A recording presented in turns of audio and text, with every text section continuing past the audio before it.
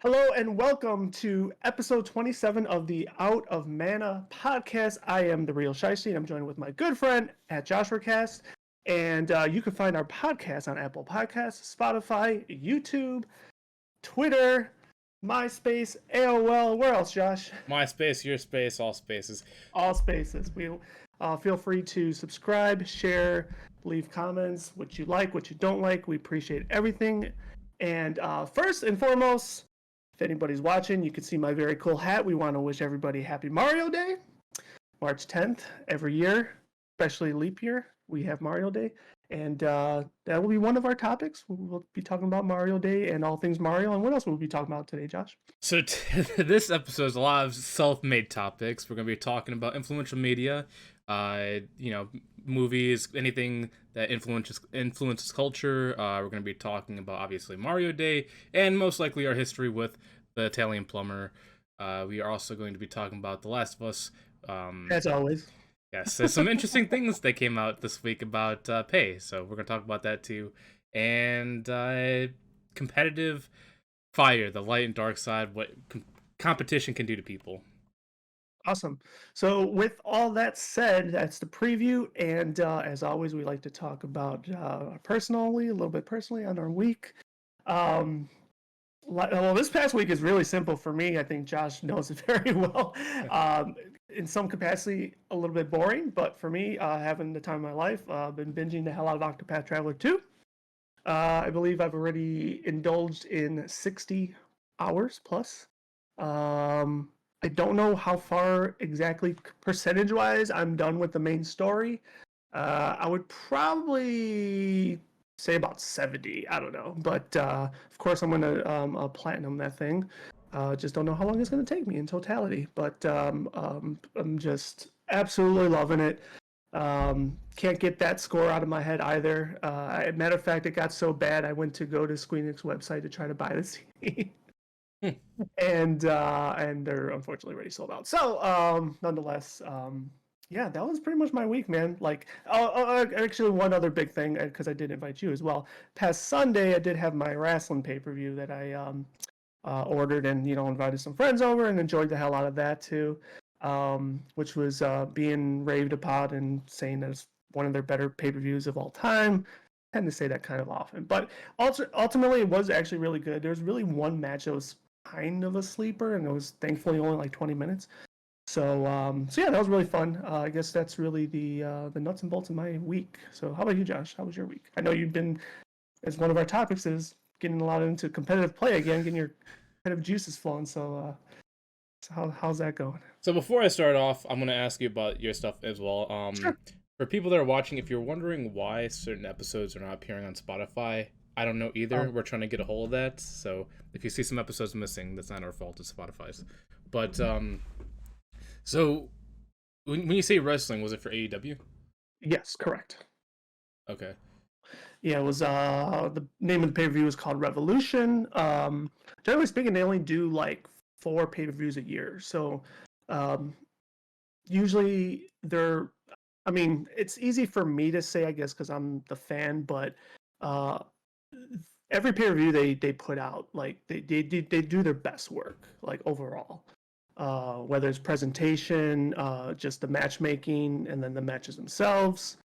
They're always really good, which is why I always try to invite people out that maybe don't watch it, that don't watch the product, because I feel like there's a little something for everyone on the card that might lure them in a little bit. So, like there's one match in particular that not everybody likes gore and stuff, but it's called a Texas Death Match. So it's kind of like anything goes, blah blah blah. And even me and my friends that also watch wrestling were pretty cringed about watching the match at some points, because there's one point where the guy pulled out a fork and started stabbing the other guy in the head, and the blood just like gushed out, and it was pretty disgusting. Like it's so weird because we play gory video games, we see gory movies, TV shows, But we know it's fake. but so is wrestling, right? Well, So no, it's like wrestling. The actions are like the outcome is fake, but the pain is real. exactly, but exactly to all those points. But the fact that they are. We know. I mean, yeah, they're real people. It's just like we're just watching, like, ooh, like what's going on? This isn't wrestling. And it was just, but it was still really cool. I think people Um, get that reaction whenever anybody sees like real pain. Like obviously, yeah. you know, when I watch UFC and some guy gets like their lip or eye split, and you can see just a huge gash right there, you're like, ooh, that has to hurt. Or like when there's just like a what's it called, hematoma, I think that's what's called, like a big blood knot there. Blood. Yep. Yeah, Yep. It's funny actually. One of the wrestlers that was in the main event, he had one of those, and then he later posted a picture. I think it was yesterday. The blood actually fell down or moved down to his eye, and I'm like, holy fuck, man, that looks disgusting. and they got to get that drained So, because if it doesn't, it can clot and kill them. oh Jesus, Like they have man. to like eat, they have to cut the skin, drain the blood to make sure it comes out to reduce the swelling, and then they stitch it up, and that's it. Wow. Ugh. Yeah. So yeah, to your point, I mean, it is the outcome is fake, but the match itself is real. There's real injuries involved, and that's why I like it. I mean, and it's live theater, like, and there's not many forms of live theater that exist anymore. Um, I would disagree. Live theater is obviously with the movie industry being it is, you'd think live theater is dying, but because the people in theater are so passionate, they've actually revolutionized. Like there's, I think there was like a live theater for Fast and the Furious, and they had, the background is actually like live environment moving with them, and the mhm. characters are just running in place, but because the environment's moving with them, it looks like they're really running.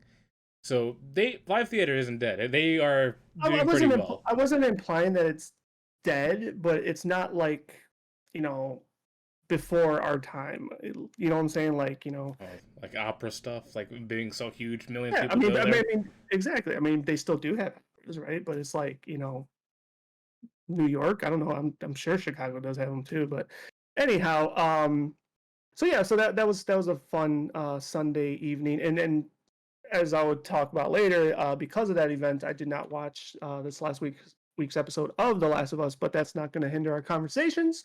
Um, but while we're on the conversation of wrestling, because it's not an actual topic for us, but I'll keep this brief. I don't know if you saw this topic, but allegedly, I always like to start things with that.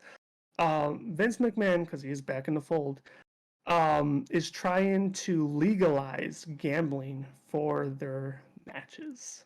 I'm surprised he hasn't done that, but at the same time, I feel like the reason why wrestling cannot be put with gambling is because the people that are in charge already know what the outcome is. So that'd be fixed gambling. You know what? That's it's a thin line, right? Because like I guess his whole point is they will, if they could get it done, they will only have like a small secret committee that knows the results, and it's in like a secret envelope and nobody else knows. Yeah, but I obviously I with think everything I else, they would break out, tell somebody else, they would create an account and gamble on oh, their of course. behalf. It's a slippery slope for them. I don't disagree with you. I'm bringing it up because it was a topic. um, so I thought that was hilarious. I agree with everything you said, and on top of that, I like if they do, like, seal the results per se. It's not out of the realm of possibilities where, like, they have their outcome, right? Like they passed it along, they shared it, but as we had talked about, wrestling is real. A fluke injury could happen, and there has been times in history where they will call an audible and be like, okay, we know you're supposed to win, but you evidently just fucking cracked your ankle or whatever in half, and you ain't gonna be able to compete for probably 6 months. So audible. And how would that affect gambling? I don't know. So we'll see what happens with that. I just since we were briefly talking about wrestling, I felt like the need to bring that up because I thought it was very comical. Yeah, like I feel like if they want to do gambling in WWE, they would have to do like it can't be match outcomes. It has to be what happens in a match, like how many pins or whatever. Obviously, that could still be faked, and how many botch slaps they could do, whatever. Just Mm-hmm. something like that, because that is all accidental. That cannot be controlled. You're just taking a random luck of the draw on that one. But Mm-hmm. I don't Yeah. know. That's a hard one to put money on because of Yeah. how fixed it is. But honestly, we've also heard boxing being fixed. UFC has, unfortunately, I've seen 3 fights where it looked like it was fixed. So at Yeah. this point, anything can be gambled or fixed. I like it always man, what was the movie? I think it was Vegas Vacation where they did you ever see that movie No. with Chevy Chase? Like it's like a slapstick comedy a little bit, but they end up going to casino and they just they have like just like it's set up like Vegas, but they have like these array of like stupid ass games that you would gamble on. Like I couldn't even tell you how dumb it got. Like almost like how many fingers I'm holding up, and they put in and they're like, I'll bet, and they're like, just stupid shit like that. And it's just like it's like to your point, like people will fucking gamble on anything. Yeah, and So it's kind I of funny mean, because I was, this also will lead into the conversation later for competitive, light and dark, because mhm, with me getting back into it, I've been watching more competitive stuff, and mhm. video games have gambling in them too. Like I was just about to ask you that. could put money on like online video game teams and see who's gonna win their matches and all that stuff. Mhm, mhm. So I But thought the that was good thing crazy. about that is, I mean, not to quickly defend it, but that's not fixed. Oh no, that's not I because they're mean, all trying. exactly. And the reason why they try so hard is because, hate to like categorize our kind here, but we're pretty much all poor, and the pot isn't really that large anyway, and they really want that money. Yeah, they do. But the funniest So thing is, they ain't trying to throw. well, the funny thing is that there's also like online gambling for like the Madden games and NBA games. So it's Mhm, like instead of betting on real basketball, real football, you're betting on the mhm. virtual basketball football, Yeah, which is but some hilarious. would probably argue that it's more legit than the real Oh, stuff. 100%. But I That just is thought it was so funny. I fantastic. was like, this is like the weirdest like things. It's just weird seeing It's it. just mind blowing. It's just Yeah. mind blowing. Like even if you threw a few shekels down, like even you're on my like this is madness. I'm betting on a fake football game. Like it's just like. But to that point, people bet on things. I mean, a prime example are like those what are they called? Those prop bets, right? Like Super Bowl has copious amount of them, and one of the more popular ones is what color will the Gatorade be when they pour it on the coach for the winning team? It's like what? Whatever, Yeah. I don't partake. I did the only sports gambling I have done. Oh, I mean, I still do listen to a lot of sports talk radio, but back in one of my old previous jobs, I had the at the time I had the luxury of having just like an AM radio set up near my desk, and me and my colleague at the time, we enjoyed listening to the same radio stations. So there was I'll just name drop him. He's a very popular or was a pop still is a popular, but he's no longer in Chicago. Eddie Olczyk. He now works does commentary for the Seattle hockey team. But anyways, he's really big on horse racing. Like he's so big that he gives out his bets on like NBC and stuff for free. Like some of these gamblers, professional gamblers, like they make you pay a subscription to get the results or whatever. But he would go on and just give them for free on this on the radio, and we started paying attention. Like he's always giving out winners, so we both made accounts. And, just a little bit of money, like $10 here, $10 here, and we would he was winning us some money, like a couple $100, and it was like really cool. But I didn't know a damn thing about horse racing. I had to learn how to even work the app, and just it was now if you ask me how to do it, I would not know how to do it. But yeah, it was fun. But like I wouldn't have done it if I didn't have him guiding our horses, our the ponies as he liked to call them. But yeah, I would never unless I felt really strong about something like I'm a diehard Cub fan. Never still bet on them. Like I mean, it's just I don't go down that dark alley. That's probably a good thing. Like, my cousin does a lot of sports gambling, and like obviously he has his favorite teams, like the White Sox, the Bears, and all that stuff. Obviously, he doesn't bet on them, but he bets on other teams. That's a smart gambler though, then, because never bet. They say never bet with your heart. Yeah, and so he like puts his money on like certain players to do certain things, and obviously Mm-hmm. certain teams, and he watches all the Mm-hmm. games, but obviously still wants his team to win. Yeah, yeah. So See, that's another reason why I wouldn't want to do it because, like I just said, you don't bet with your heart. You bet with like statistics and shit. So like I wouldn't want to bet on against my team and then be conflicted because, well, I got money on it, but my team has to lose. Like no, no, no. I'm But just but that's the thing though, is most like because you're actually getting something for putting money on it. You're like, all right, screw my team, they could lose. no, fuck that. No, see that no, that's no, no, no, no, no, Your no, no, loyalty no. should be towards yourself. You're not wrong. You're not wrong. But that to me, that's what would take the fun out of it. But to each their own. Like I don't disparage anybody, but then they have those gambling addict lines, and I guess that's where the line's drawn. But I think he might be visiting that route soon. he might, Oh, dude, he spends a lot of money on the gambling. But and he breaks even though. He's good. He makes sure he goes even. If he loses, he stops for a little bit and then he goes back mhm, in. But mhm, yeah, mhm. he's a gambler. Yeah. I mean, I might have mentioned this on the podcast. I don't recall, but like when I was collecting the baseball cards and shit. I mean, in reality, that hobby. I mean, it still is a hobby, but it really legit is gambling. Like nowadays, it is just straight up gambling, because like you are trying to get a card that you could flip, and then there's odds and like it's straight up gambling. Well, if you treat There's it no like that, there's people no, that. it seriously is like. Well, it depends on what you're doing. What you're doing is gambling. What players do is just gathering cards for the collection so they can use it into their play. Well, no one buys baseball cards to play. It's not like a trading card game. I, Pokemon's a trading card I know, game. but I'm saying with like Pokemon and all that stuff. Like, there's certain Well, cards that people do. Pokemon, I pretty much buy because I enjoy keeping them now. Like I love the art, and I'm looking into the new. I'm not gonna buy anymore. I promise. I'm putting a hard stance on that.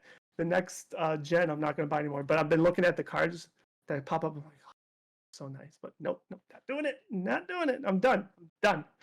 So anyway, but yeah, we stretched that for me a little bit there, but that was my week. So For me, my week has been kind of simple. I've been doing a lot of real life stuff, so nothing there. The gaming things I've done, actually, I guess it is something. I mhm, started a new game this week called Wulong Fallen Dynasty. It's been a okay. game I've been interested in for a while. It's kind of like a From Soft. It's not From Software. It's from Team Ninja, whatever. But it plays like their games, like Demon Souls, Dark Souls, etc. Mhm. But I played it because I was actually invited to the 1 Hour One Decision podcast with Chris and Tom. So I got to record an episode with them. I think it should be live around like March 22nd or something like that. They Oh, told okay. me the date, I forgot. So if you guys are interested, make sure you go to Quit the Build and look up 1 Hour One Decision. They're great people. So I did that. Obviously, been playing Destiny. I was supposed to do the the day one raid today, but unfortunately, I got called up by somebody that needed help. So I it usually I would have said no, but since I didn't have a team, like a fixed team Mm, to go in, I was like, I can be more lenient. Um, as much as it's a good thing that I went to go help, I kind of regret it because supposedly this raid is much easier than the previous raids, and I've been just hungry for a day one clear, and I've never had one. I've always been the final mm, boss, so I may have mm, just screwed myself on that. mm. Um, but luckily the contest mode goes for 2 days, so maybe tomorrow I'll try.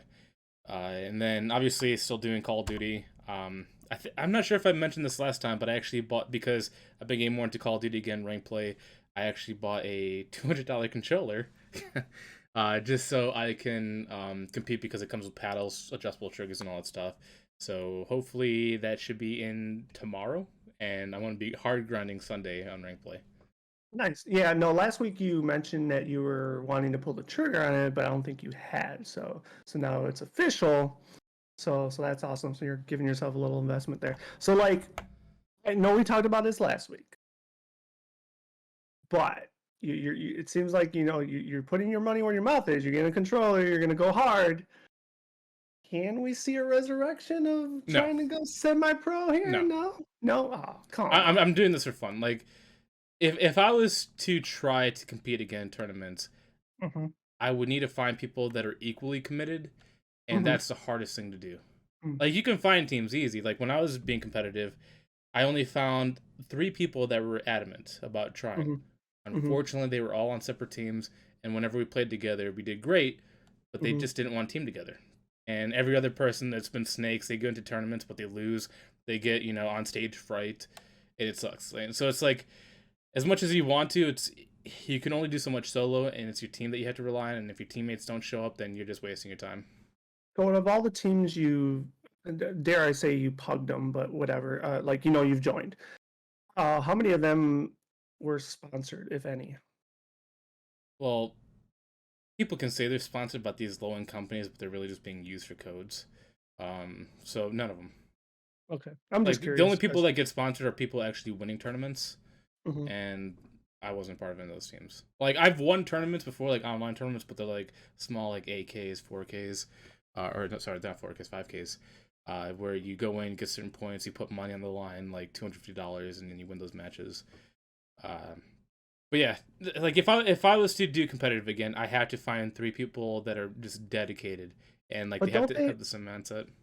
don't they have solo tournaments anymore?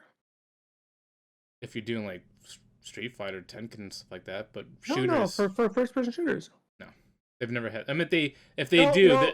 if they do, it's all online stuff, but nobody Okay. cares about that. If you want to Mm. become pro, you Oh, got to be on a team. gotcha.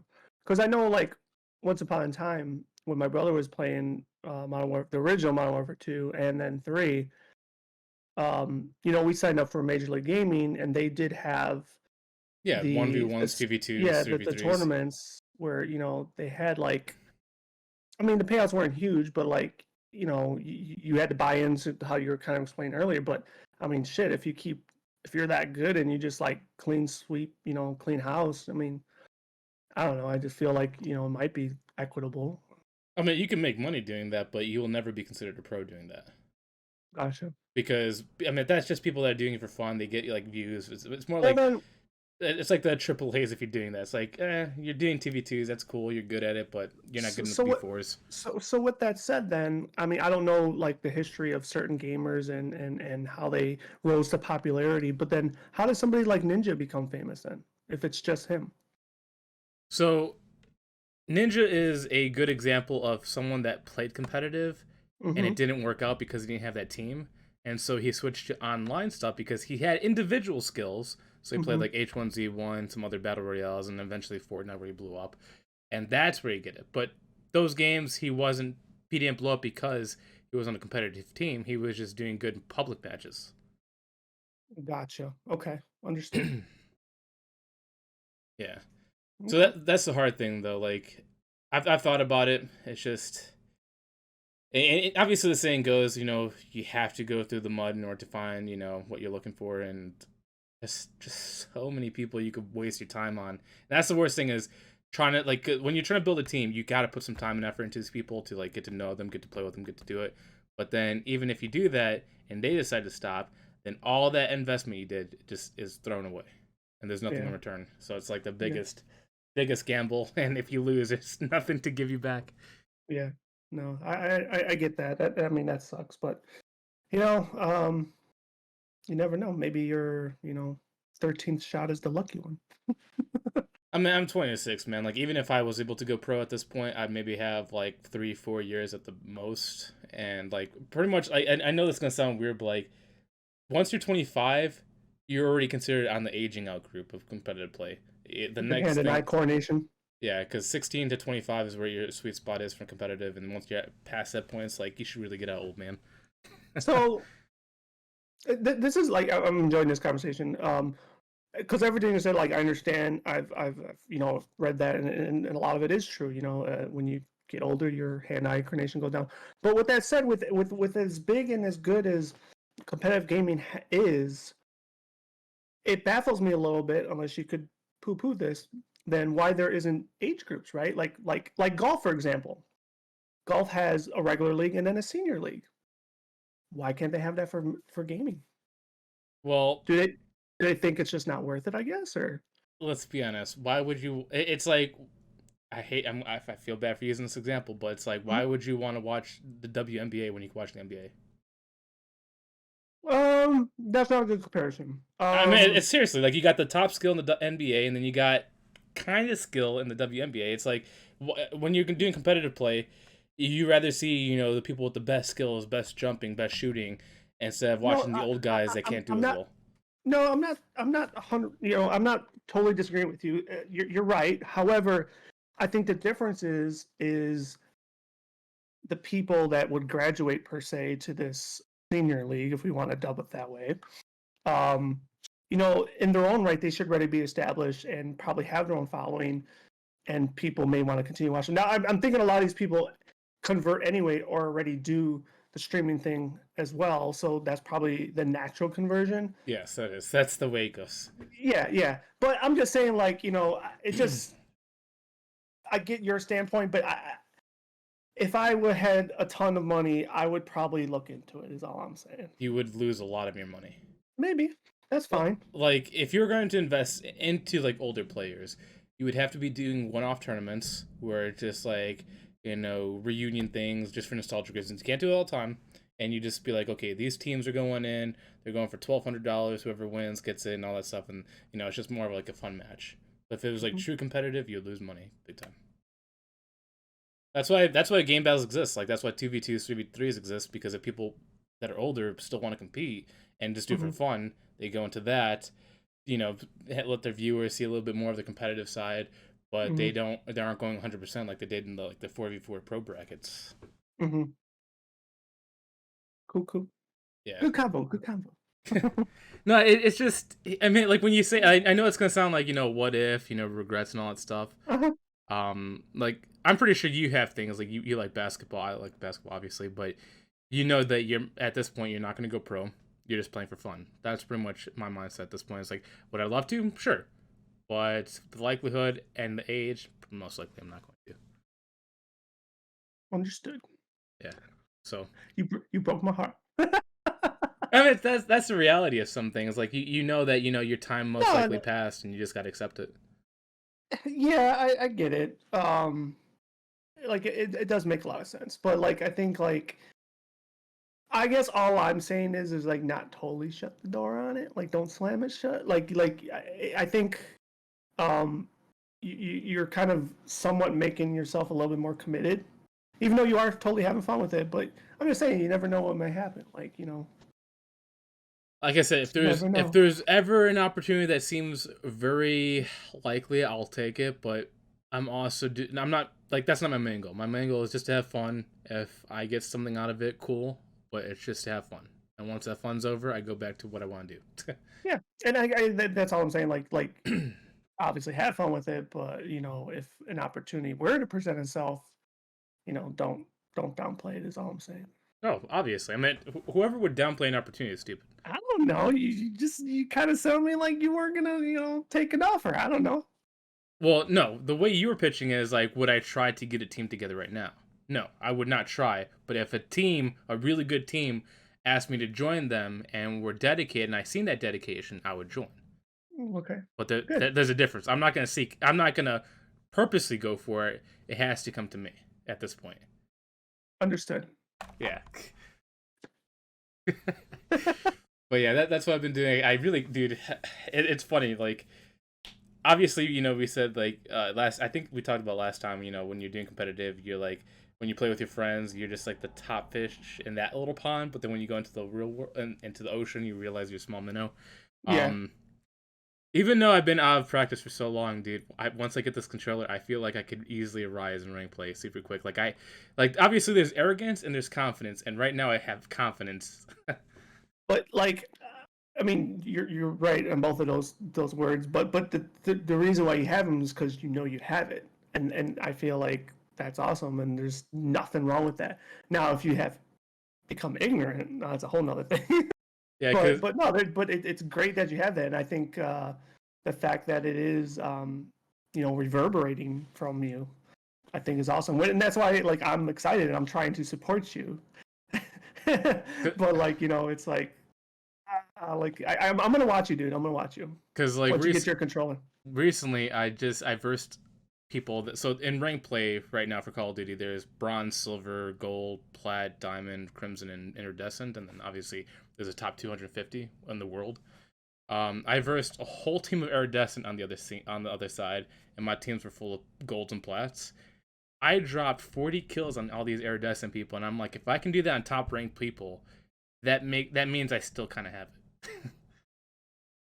That's cool. Yeah, I'll it'll be interesting to see, and once you start climbing those ranks, and you're gonna have to ping me like, hey, I'm gonna be in the top 1,000 category.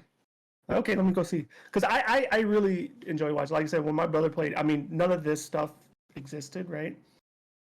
Um, and I would just sit there and fucking watch him play for hours and hours because he was fucking good. I sucked. Um, I feel like I always sucked at first person shooters, but like when I would play that game, even like I would get shit talked like crazy online, and I would just laugh. I'm like, It's funny if you I'm watch my just, streams now. I'm. That's all I do is laugh in the game chat whenever people are talking shit to each other because it's funny. Like people are It like trying is. to It is take it as like heart, but I'm like, dude, it's funny. Laugh it yes, off. yeah. I'm like, I'm sorry, but this isn't real to me. I'm just having fun. Like Well, I know I'm dog shit, but like there was somebody on the other. So I was playing competitive, right? And my team sucked. I sucked at the time because I just felt off. Somebody on the enemy team said you guys couldn't even buy a kill even if it was free, and I just started dying. I was like, what? I was just like, that's one of the funniest things. You couldn't even buy a kill even if it was free. yeah, it's so uh, comical. But yeah, watching to your point, like even just talking about earlier when talking about the younger generation being so good and yada yada. Like yeah, you're right. Like watching better players is cool, and it's also I think the reason why I enjoyed watching at that time too is because I had more of a understanding, right? mm. Versus like if I watch, hopefully I still have understand when I watch you play and stuff, but like but some games when I watch, like for example, like when I watch my friend Chris play and stuff, like I mean I still got a concept of it, but there's some things I'm lost upon, right? And it's like Fortnite. When I used to watch Fortnite, I'm like, I don't know what the fuck I'm watching. Like I like the building concept of it, but I don't know what the fuck I'm watching.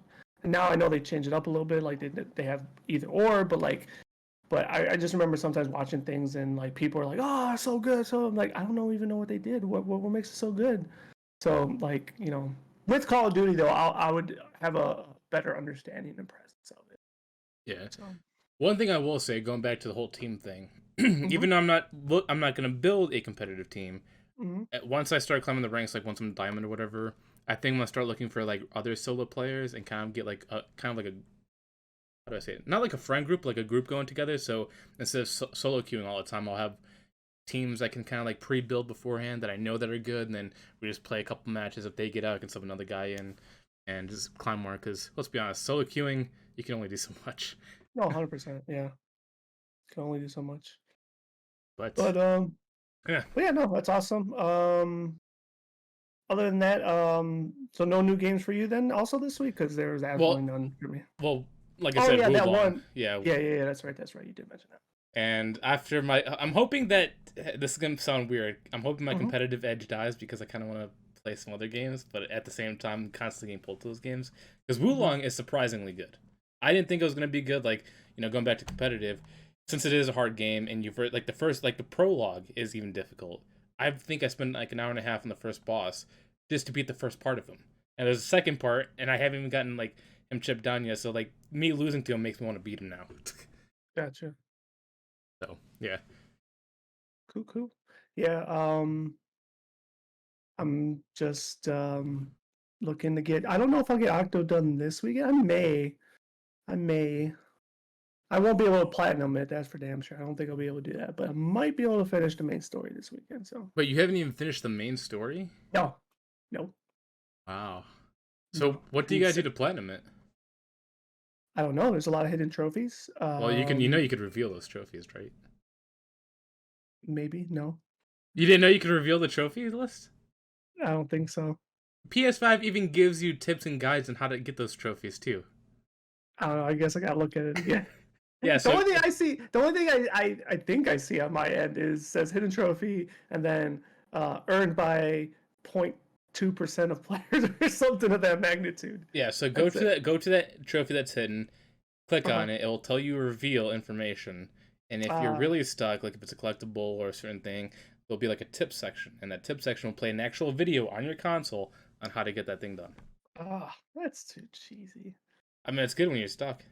I mean, when you're stuck, I guess so. But I'm not gonna worry about that until like I feel I'm really at a point in the corner where I need to do that. Otherwise, like it's an RPG. The game itself kind of gives you a journal, right, to um, tell you what you kind of need to do or what you should be accomplishing. So if I get all that done and I'm still missing trophies, then I'll probably do that. But I feel like a lot of them are going to be completed upon, story campaign, maxing out stats and shit of that magnitude. Um, so yeah, I'll figure it out when that comes. But Yeah. I think the reason why I do one of two things. When I trophy hunt, I play the game normally, don't look at anything. Well, I do look at the trophy list once, just to see if there's any trophies related to a specific mission that you have to get done, because if you don't do it, you gotta replay the game again to get it. So those are the ones I prioritize. Other than that, I play through the main story, then I do all the side missions, and once that's done, that's when I mop up the missables, I guess. Mhm. But I would recommend checking the trophy list to see if there's any story specific ones, so you don't have to replay the whole story again. I I should, and I'll probably kick myself in the ass if there is one or already has been one that I missed. I just don't think there are. Yeah. Well, most Like likely with Octopath there isn't, but I know there's some games where you can go to like a 20-hour story and there's no chapter select, and you're like, oh shit, I gotta do all that again. Crisis Core is that way. Yeah. So. And I thought there was going to be a chapter selected in, much like how FF7 had, but to my dismay, it does not. So, Yeah. so I guess quote unquote lesson learned on that one. But at the same time, I'm not that upset about it because um, I enjoy playing the game. So Yeah, but it's annoying to have to go all the way through that again just for that one stupid trophy that you accidentally missed one time, and you can't go back and choose that specific point. no, I'm with you. I'm with you. I'll never forget. This is way before trophy systems, but Mario RPG for Super Nintendo. I don't even remember what the reward was, but throughout the entire game, I believe there were red coins you had to collect. Hmm. And tell me why, like right at the fucking start of the game, when you're going into the castle, if you do not jump on Toad's head to jump on top of the doorway to get a coin, that was the only point in the entire game that you had that opportunity to do it. So, yeah, I know all about that. Yeah. Yeah. And if anybody that listened and heard that, and if you know that, you could leave a comment and share how upset you were as I was, because I'm sure a lot of people recall that. It's funny that we all have this like one moment in gaming where you're just like, seriously, I thought I was doing good, and then the game is like, nah, you didn't check everything, and you get baited. Well, it wasn't like nothing like you were doing good. It was just like I think if you Like you collected missed them it. all, you got like hypothetically Mario's ultimate weapon or something. It's like obviously you want that weapon, especially at the end. But yeah, I'll obviously never forget that. It's funny, dude. If you want to see like a reaction of mine, check out my Wulong Dynasty stream, because I haven't played. Like I said, I haven't played a difficult game. Like when I say difficult, I'm talking about a really difficult game in a while. So when I first this first boss, like it took me like an hour just to beat the first part of him. I got really really happy. I was so excited. I'm like, yes, yes, yes. Second encounter happens. I get obliterated, and I'm like, okay, there's a checkpoint. There's no checkpoint. You go straight back to the beginning. Gotta do all that all over again. And I'm like, no, no, no. And I just felt like a whole like encouragement and then immediate despair like within like a minute span. It's just like the emotion flow is crazy. Yeah, those, and it's like you can never prepare for it because you get those consecutive bosses, right? Uh-huh. Like, yeah, yeah. But that's what makes it a challenge. And then when you do it, you're like, whew, can't believe I survived that shit. That's like the weirdest thing that gamers can get that I don't think a lot of people understand is that personal satisfaction you get for beating something challenging. Like even though Oh you're yeah, getting nothing like monetarily, you're not getting anything, tangible. It's just that personal satisfaction you get. Just be like, I did it. He didn't get me. He didn't beat me this time. I beat him. yeah, And for sure. I mean, and then we could sit here and talk about and defend video games all day, of course, but yeah, that's a huge glowing thing about it. So, continuing video games, you want to transfer to our first topic? Sure, let's do it. Our first topic today, to no surprise, is Mario Day. Yippee! So, I guess just talk all things Mario, all things encompassing Mario. I'll start with one small tidbit. I don't know if you got the opportunity to watch it, but the final Mario movie trailer dropped yesterday, and you know everything has come out. I was sold anyway from the very very first one, but it gave no new footage. Did you see it first off? As I keep talking, did you watch it? I've seen little clips of the Lumos guy, the psychotic Yeah. Lumos, but other Oh, than that, nothing. so funny. So funny. I'm like, those are the things. Like, I think that those are the things that are going to really make the movie enjoyable. Like, we had the penguin thing in the first trailer. Then we get the Lumina or Luminis. I don't know the name of it in this Lumies, yeah. trailer. And it was so adorable, but so comical. Like, it It's was a little just, kid it was voice saying the only thing you're gonna get is a sweet relief of death. it was fucking gold, man. Like, just gold, and it's just gracefully swinging in the cage, and it's just So like happy. it's so happy. It was fantastic. So like I haven't pre-ordered any tickets yet, but I'm probably gonna do it soon. I don't know if it's gonna be that popular, Oh, it's gonna be but yeah, popular. but I can't wait. I have noticed a trend that they are strategically avoiding Chris Pratt's voice in all these things. Like I don't want to say it's going to be bad, but I think it's probably going to usher a lot of negative reaction, and they're strategically not doing it for that purpose. I feel like I'm going in open arms, trying not to be overly critical of it. I think everything else will probably drown it out. My fear is that they're showing all the good parts. I don't think so. I don't. What's the runtime? I think it's like an hour and 30 something. I've done very little research on this movie because my Okay. interest seems to keep dwindling. Uh-oh. Yeah, I'm I still don't know gonna why. watch it. I'm still gonna watch it. I don't know why I thought you messaged me. So I forgot where I saw it from, but I believe it's like 90 something minutes, like 92, 97, something like that. Um, I don't think so. I think we're gonna have a lot of other moments I that'll hope be so. funny. Because I still feel like there's probably gonna be. I think the majority of them are probably gonna come from Bowser. Like he's not necessarily the comedic relief character, but he's just going to assist with a lot of the comedic relief, I think. So I think what I'm trying to do is I'm trying to build myself as low as I can for this movie so I can enjoy it because I've done things where I've overhyped like I don't do it often because I've learned my lesson. mm-hmm, But for example, Puss in Boots, The Last mm-hmm, Wish.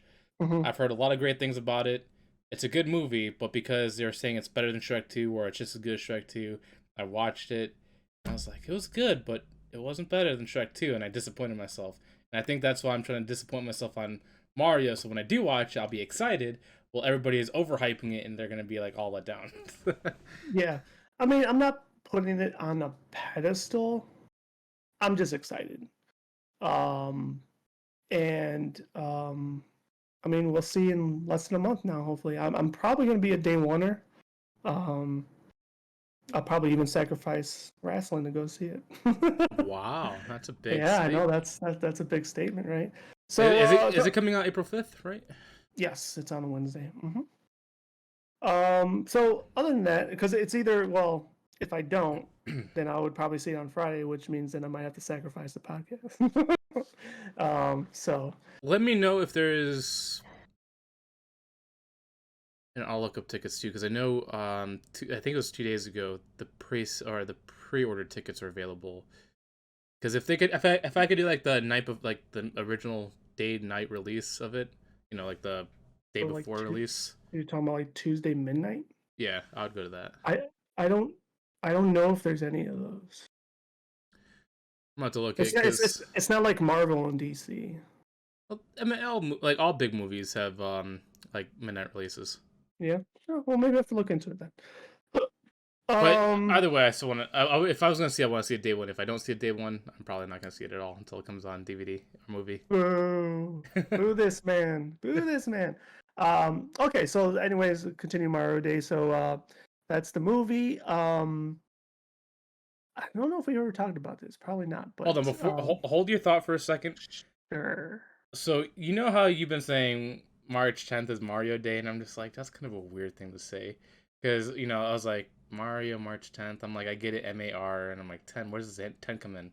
If you spell Mario in capital letters, the I looks like a 10, and that's when it clicked to me after I was typing it why people are saying March 10th is Mario Day. Like I'm over here thinking Mario with like I'm like I guess the I is a 10, sure, but then I forgot what uppercase I looks like. I'm like, oh, March 10th, Mario. There you go. It's all uppercase. I You're got a host on the podcast. no like when I spell Mario, when I look at Mario, it's usually lowercase I, and everything else is lowercase except for the M. But when you put it all in uppercase, it looks like March 10th, and I'm just Yes, like, it oh, does. now it makes more sense. Brain imploding. Anyway, I held that thought. I will now share my thoughts. For you, what is your favorite Mario game of all time? Oh man. Um does it have to be a mainline Mario game or can it be like a Mario included game? I want to save this question for mainline game, main Mario game. Trying to think cuz there's a lot of good ones. Yeah, there is. Is Paper Mario considered like a mainline Mario game? Ooh, good question. I want to. No, no, I'm not gonna count that one. Okay, cuz I I won't. I probably won't. I won't. I won't allow that one. cuz if it was that I would say Paper Mario 1000 Year Door, something like that. Okay, was that like the? Was that the first one or the second one? I think it was on the Wii. Wee wee. Wait, yeah. Yeah, I don't remember. Unfortunately, I've never played any of the Paper Mario's. Whatever. I've only played one, and it was whatever the Okay. one that was on the Wii. That was pretty good. If I was gonna say, I would say Super Mario Galaxy. Galaxy, I really? really liked Odyssey, Yeah, but that seems really good. Galaxy, I just like the space travel in it. Okay. Okay. That is well, thank you for your answer. Ironically, that's the one I've never played. Um I just for whatever reason I just didn't gravitate towards it. Um and I know it's good. You're saying you're naming it your favorite. I've heard other I won't say name it a favorite, but I've heard glowing things about it. Um I concur with you. Odyssey is fantastic. However, my heart still lies with Super Mario World. I just played the shit out of that, and to the point where, like, without a strategy guide, just playing the same level multiple times to figure out the alternate path to get, like, I did it all by myself, and if they were clocking hours, who knows what I would have clocked in that game. And so I played the shit out of that one. So that one still holds a good place in my heart. I would probably go, if I'm going to rank now, I would probably do Odyssey 2 and then 64 3. And then probably Sunshine. Okay. Oh, no. I forgot about Mario 3. That one's a good one too. So, I know we're talking about mainline games here. Yes. Would Super Mario Maker be considered mainline game? I still would answer no. Mario Maker is a fantastic. I don't own it, but I mean, it's done so much for the community, right? For the franchise. And for that reason, I mean, it's really good. I think and the only reason I'm answering no is because it's not like a Nintendo made Mario game. Does that make sense? I mean, I know like it sounds silly to say it that way because it's still a Nintendo game, but what I mean is like Mario Maker is letting the fans go ahead and create levels and share levels and rate them and rank them, and that is awesome.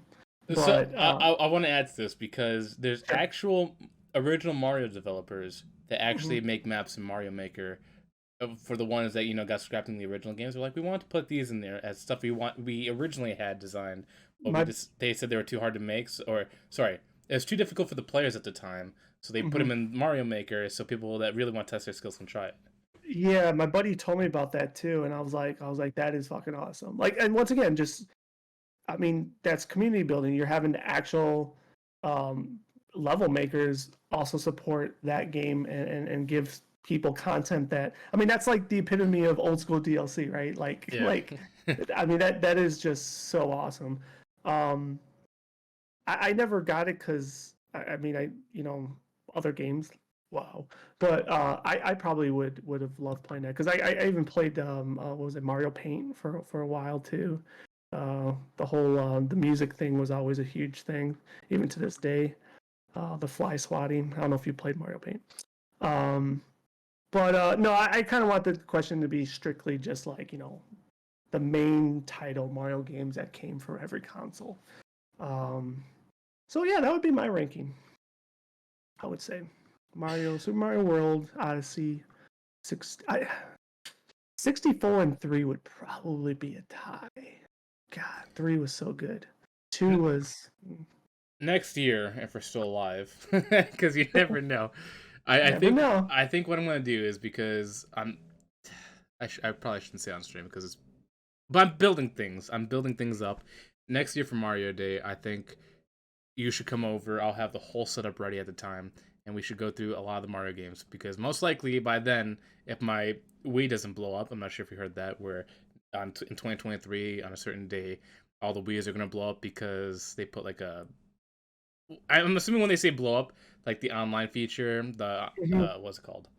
There's like a certain thing on the motherboard that's pretty much expires at that date. Okay. But if that doesn't blow up and doesn't kill me, I'm gonna mod it and I'm gonna put Mario Galaxy 1 and 2 on there. And we're gonna go through a lot of the old Mario games up to Odyssey. We don't have to play the whole thing, but just like go through the Mario stuff on Mario Day. Like give it an hour to 90 minutes a game. Yeah. That sounds awesome. That sounds great actually. That'd be cool. Yeah. Do a Just live stream. it'd be fun. Like we give the controller to And each other and all that stuff. and if I'm just throwing a pitch idea here. Maybe we could get Chris on as a special guest and he could do a speed run of Mario 64. Ooh. Oh man, if I can get the setup the way I want it, because I was originally gonna build a what's it called, a Raspberry Pi, but if we're gonna do an N64 speedrun, I gotta buy an actual N64 with the Mario cartridge so he can do it legitimately. I think yeah, that would be cool. But would he be able see now this is where I'm not intelligent enough to know, can original copy be done like how they do it on the streams?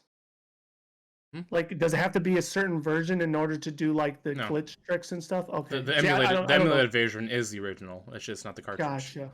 Like you could do it on Gotcha. your Okay. computer right now and play Mario 64, and it's still the base game. You could do all the glitches and stuff. Gotcha. I wonder how he was playing it, if he like somehow rigged his actual 64 controller, if he was doing it like with He mouse probably and he keyboard. he probably did on PC because you can actually hook up like PS5 controllers on your PlayStation or Xbox controllers and play Mario 64 on your PC emulated. Gotcha. Yeah, I don't know how he was doing it, but I do remember he was doing speed runs, and I think he got under 30 minutes for his speed runs, which was pretty huge. It was kind of funny because like he was doing it for quite some time. I guess I was like the good luck charm because it seemed like every time I was watching him, he would get a new personal best. And I was like, another PB, yeah. That would be cool though. Um, Like invite Chris like on the that later would like be the second half of this thing, and then for the closing part, it's just him doing a Mario 64 speedrun. well. If I may, I would say we would do it in order. Well, we're gonna do it in order, but I feel like the closing has to be something special with the Mario 64 speedrun. I think you just do it when 64 is next. No, because then we're not gonna play that. That's fine. No, That's I what I'm want saying. to. It's like a special guest part of the stream. Okay, I'll give him a choice though because I do have Super Mario 3D All Stars on the Switch, and I'll ask him Uh-huh. which one he wants to play, that or the original. Because I think you can do the glitch on the Switch version too. Yeah, I that I don't know, but I remember I got that game too. Now you reminded me. Because it But has yeah, that 64, Sunshine, and Galaxy. Oh, you have Correct. Galaxy. Correct. Why didn't you play it? Well, now I have it, but I didn't. I had never bought it before.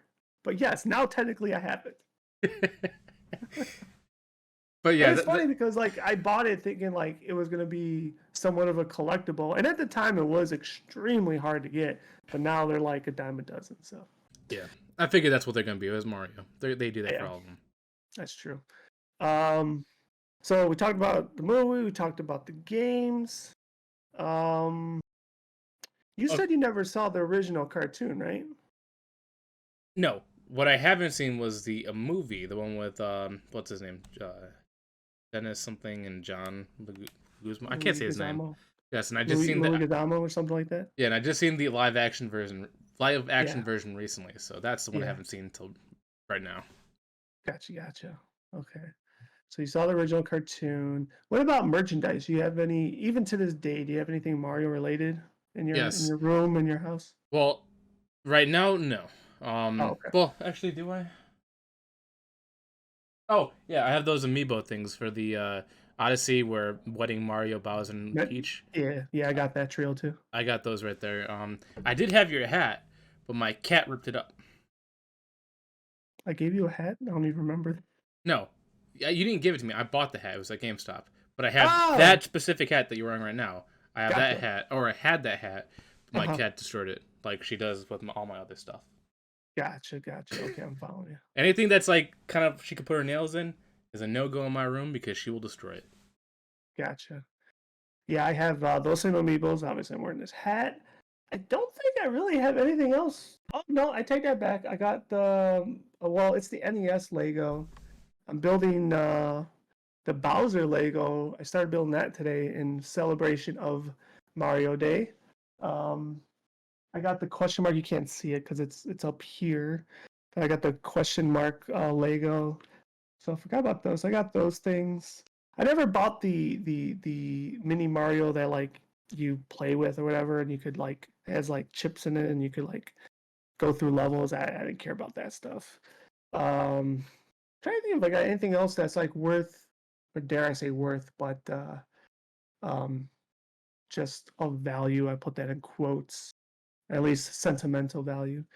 Yeah, other than the games and stuff, I don't think I have any other Mario merch. I guess Mario wasn't that cool enough for me to buy merch. Like Zelda stuff, you know, I definitely have more Zelda stuff. Um, but yeah, but this isn't Zelda Day. This is Mario Day. So Yeah, Mario is one of uh, those weird ones. Like you rather play it than actually own something of it. Like Zelda, you got the sword, you got the tri shield and all that, or the tri sword, the shield, and all that stuff. But Mario, he just only has a hat now. yeah, yeah, Cappy. But Cappy. I know one year, me and my friends, we actually, you know, talk, you know, sometimes talk about cosplay or whatever. I wouldn't really call it cosplay, but for Halloween, we all dressed up as the Mario Brothers, you know, whatever, every character. Like we had Mario, Luigi, Peach, Waluigi. I was Yoshi. No, you were a Eventually, shy guy. uh, could have been. Uh, and we ended up going to a party, and so we had our old crew, and we were missing a Wario, and guess who was at the party? A Wario. So it was so fucking awesome. It was like, what we're missing? So it was pretty cool. Um, so we have done that as a Halloween theme before. Um, yeah, as good as Odyssey was, I guess now we could kind of maybe just play the speculation game. What do you think is next for Mario games? I hate to say it. Like obviously I've said stuff about Mario or Nintendo how they like to reuse I said some assets. stuff that I wish I could take back. No, I'm not gonna take that because it's true. I just feel like Nintendo at this point realizes what it has, and I think we're just gonna get an Odyssey 2. I'm fine with that though. I think that's the next the mainstay Mario game is Odyssey 2, just because they've seen how popular the first one is. An easy sequel. Let's do it. I would welcome it with open arms. Like to your point, I like the whole travel approach. They had the whole world globe thing that you could just easily add more points or new, brand new points. Yeah, I'd be all for it. I think it'd be great. Unless I don't know how coy they would be, but I wonder because like going back to the movie now and try to like tie it together, so to speak. Like the movie kind of insinuates like different worlds, right? Like you have the Mushroom Kingdom and you're gonna have different things. I wonder if there's a possible Mario game to be more in collaborative with the movie. Well, technically, that's Galaxy and Odyssey. Yeah, kind of technically, but I guess a little bit. Well, you don't have Donkey Kong in Odyssey, Oh, DLC so character. and World, but yeah, I don't know. I think a collaborative type of game actually would be pretty badass. Now I'm thinking about it, And because then that like collaborative game would be Smash Bros. no, not like that. I mean, like I think we've also reminisced at one point about like a Donkey Kong World type game. I just want a Donkey Kong 64 too. That's all I want. Exactly. So like why not put one together with him and Mario? Keep Mario out of it. Just I want Donkey Leave Kong Mario 64 too. Mario has a spotlight for too long. He got his own dig, damn it. I don't know. I'm just throwing it out there. Me, selfishly, I would still love to see another Mario RPG, a true Mario RPG, like the original on Super NES. Like Paper Mario tried to be RPG too. No, I think But, Mario RPG was the RPG. No, I know that. That's what I'm saying. I would, but Paper Mario was like, oh, this one's might be like the. No, it wasn't. So I would like to see that that collaborative effort with Nintendo and Squeenix again. So here, I'm gonna tell you what I think a collaboration would look like, and I think they need to do it. I think you need to give me an what's it called? Don't give me no more rabbits. That's. No, I know no. people. I'm not. obviously I wasn't like gonna it. say that. I know. I'm just saying. Don't give me that anymore. But what I would like to see is what's it called? It's a Kirby game, and Kirby has like 4 allies with him. Give me like a Kirby style game where Kirby somehow breaks the universe again, and he gets introduced to Mario, Donkey Kong, and what's that third guy or fourth guy? Yeah, fuck it, screw it. Put him Boo, and we'll have Kirby, Mario, Donkey Kong, Boo, or some other character, and they all go through 4-player co-op to these different worlds that Kirby has to fix because he accidentally sucked in the wrong thing. Yeah, and him and his suckage. Um.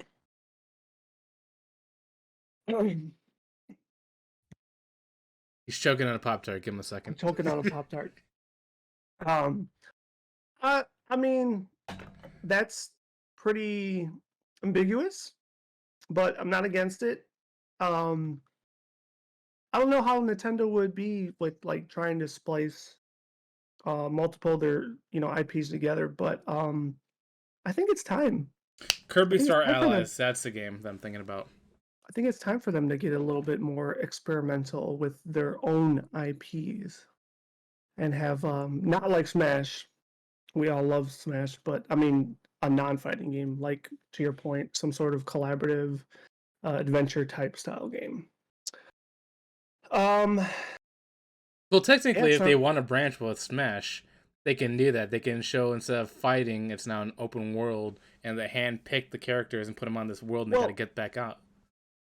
well, remember even in Smash they did have that adventure mode, right, where you would kind of go through levels. It was more like a side scroller, but it was still Just make it open world like Mario and Kirby. kind of cool. But yeah, Same concept can be um, applied. The hand comes in, pulls them out, puts them in a new world. yeah, you're not wrong. You're not wrong. But I don't know. I just think at this rate, like I think it would probably be easier to do Donkey Kong and Mario because they obviously have history together. They got beef. They got beef. That 40-year beef. No, what would be But really cool if they did a weird collaboration and they want to kind of keep it old school? Give me a 3D version of Donkey Kong. Was it Donkey Kong? Yeah, Donkey Kong. Where I mean, Donkey Kong 64 was 3D. no. What I'm saying is, what was the original game that had Mario in it the first time, but it was centered around Donkey Kong? Where Donkey Kong's throwing down barrels. Yeah, it was called Donkey Kong. Well, that's what I'm saying. Give me Donkey Kong 3D, like that same game, but in 3D, where Mario's like jumping over barrels, going through different levels, and Donkey Kong's still trying to get him out of his place by throwing stuff at him. They could turn that into a VR game where you have to jump over the barrels and fucking climb up the ladders and. Oh, so many people are gonna die playing that game. Yeah. So yeah, I don't know what's next for Mario, but he is our favorite plumber. Okay, now this is the question.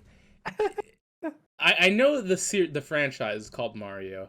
Yes. I've been more partial towards Luigi. I like Luigi better than Mario. Luigi's Mansion is good. Eh. It is. He's also but I'm not partial to him. like out of both like the brothers, I like Luigi better than Mario. Bold statement. But Luigi doesn't have his own day. Although it's the last name, so I guess it's both of their days. Yeah. Mario is just for the Mario Bros. Mm-hmm. That's why I purposely had both their pictures for the topic. Exactly. It's not just Mario's day. It's Mario and Mario, or Luigi Mario day. Yeah. It's Luigi Mario. But so do you think we're gonna like? Obviously, we're talking about games that we'd love to see. You want to see collaboration of multiple characters in one, not like Smash Bros. Do you think we'll ever see a true game where you see Mario and Luigi play side by side, not just like Luigi being the idiot brother that gets captured? Well, they have that in what is it called? Mario and Luigi, like Superstar Saga or something. I think that might be one of the few games I didn't play. Yeah, me either. But they have at least 2 of them. They might have more. Because like imagine like a Mario Odyssey where Mario and Luigi get separated. You play as both of them coming back together again. Okay. Now that I would like to see. We're talking about splicing IPs together. I think that's overdue. I truly do feel that. Fuck Cappy being the multiplayer thing. Give us Luigi. It is overdue. Because I would love to see like Luigi go through Mario's shoes and Mario go through like a haunted mansion, and they have to go through their opposite worlds together. Or now you're thinking. I wasn't thinking that, but I'll not really say one up you, pun intended. But how about we get a game that starts as Luigi, and maybe save Mario this time, and then you could play him. Throwing it out there. That'd be a one down. Well, you're just trying to co-sign Luigi here. I mean, no, I'm saying split POVs where you have them go through each other's shoes, and like they go through like a little mini fight in the beginning, and the next thing is somehow they get separated, and then they both have to walk in each other's shoes, and they come back together again, and they're like, "Oh, I miss you, Mario. I miss you, Luigi." Like what the hell? Brothers? I'm so sorry. I called you stupid. You can have your mushrooms. I think that is overdue though, because I mean historically, with the exception of 1 and 2 and 3, well, Mario World 2, we haven't had it because 64 didn't have it, Sunshine didn't have it. I'm assuming Galaxy didn't have it, and we know Odyssey didn't have it. I mean, he has DLC, but let's be honest. Luigi's DLC was him tied to a balloon the whole entire time. I know. So it's like, getting the short end of the stick. Yes. Figure it out. Give it to me. It's overdue. I will make a proclamation. I think Peach will get her own game soon. I hope not. I hate her. I want her to die off and give me Daisy. I mean, we've already gotten... Toad has gotten his own game. I think Peach is going to finally get one. I think what they need to do is just completely kill off Peach and just make what's her name? Bowsetta? Is that what it is? Bowser has Cappy, takes over Peach, and then Bowser and Peach do like a weird transformation. It's a real character. Look it up, but don't look it up on stream because there might be some not safe for work pitches there. But give me that and just completely obliterate Peach. Just Thanos her from existence. She needs to be gone. She gets a lot of hate, and I don't know She's why. for the streets. You know, Mario's always trying to save her, but she always ends up in Bowser's castle. It's like, at this point, is she really being kidnapped, or is she taking an Uber there? Like, come on now. Taking the lack of two. Um, Toad's driving her first class. Toad the chauffeur. This ain't Mario Kart. But do you Um, really think, would you like, okay, I know you said you think Peach is going to get another game, but would you actually want a Peach game, and what would well, Peach's game be? I'm not saying I'm gonna play it. I'm just saying that I think it's gonna happen.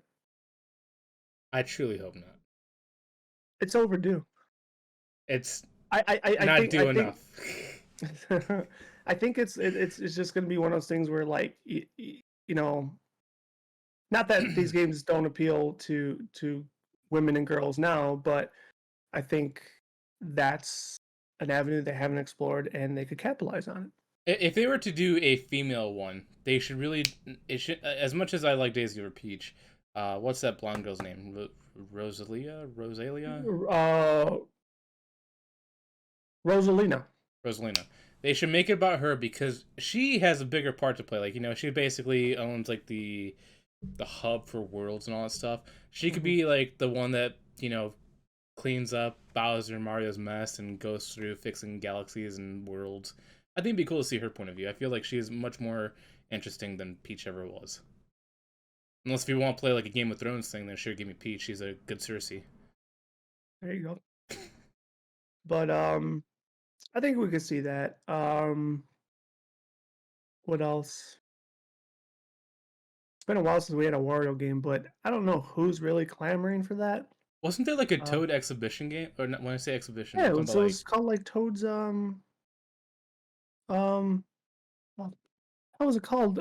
he was scavenged, like he was like Yeah, a, it was like Expedition Toad or something. Like yeah. yeah, Those are cool games. Explorer Toad. I've never played them, but some I, people like them. I think I played it on the DS because basically it's like a kind of like a I Find game where you're going through stuff, digging things up, putting things together. It was a cool game. I think that a lot of people like searchable games, and that might be one that they could easily make and make money off of that people can enjoy. Gotcha, gotcha. What would you say, in your opinion, is the most underrated Mario game? And now this I'll expand outside main titles.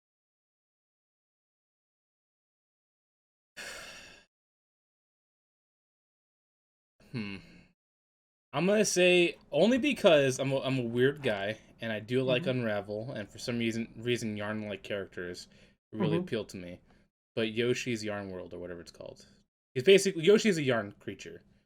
I think that series was really cool. It had good levels, an interesting, even very little story, but interesting story, and then how it's just him and Yarn and how he utilizes his strand abilities.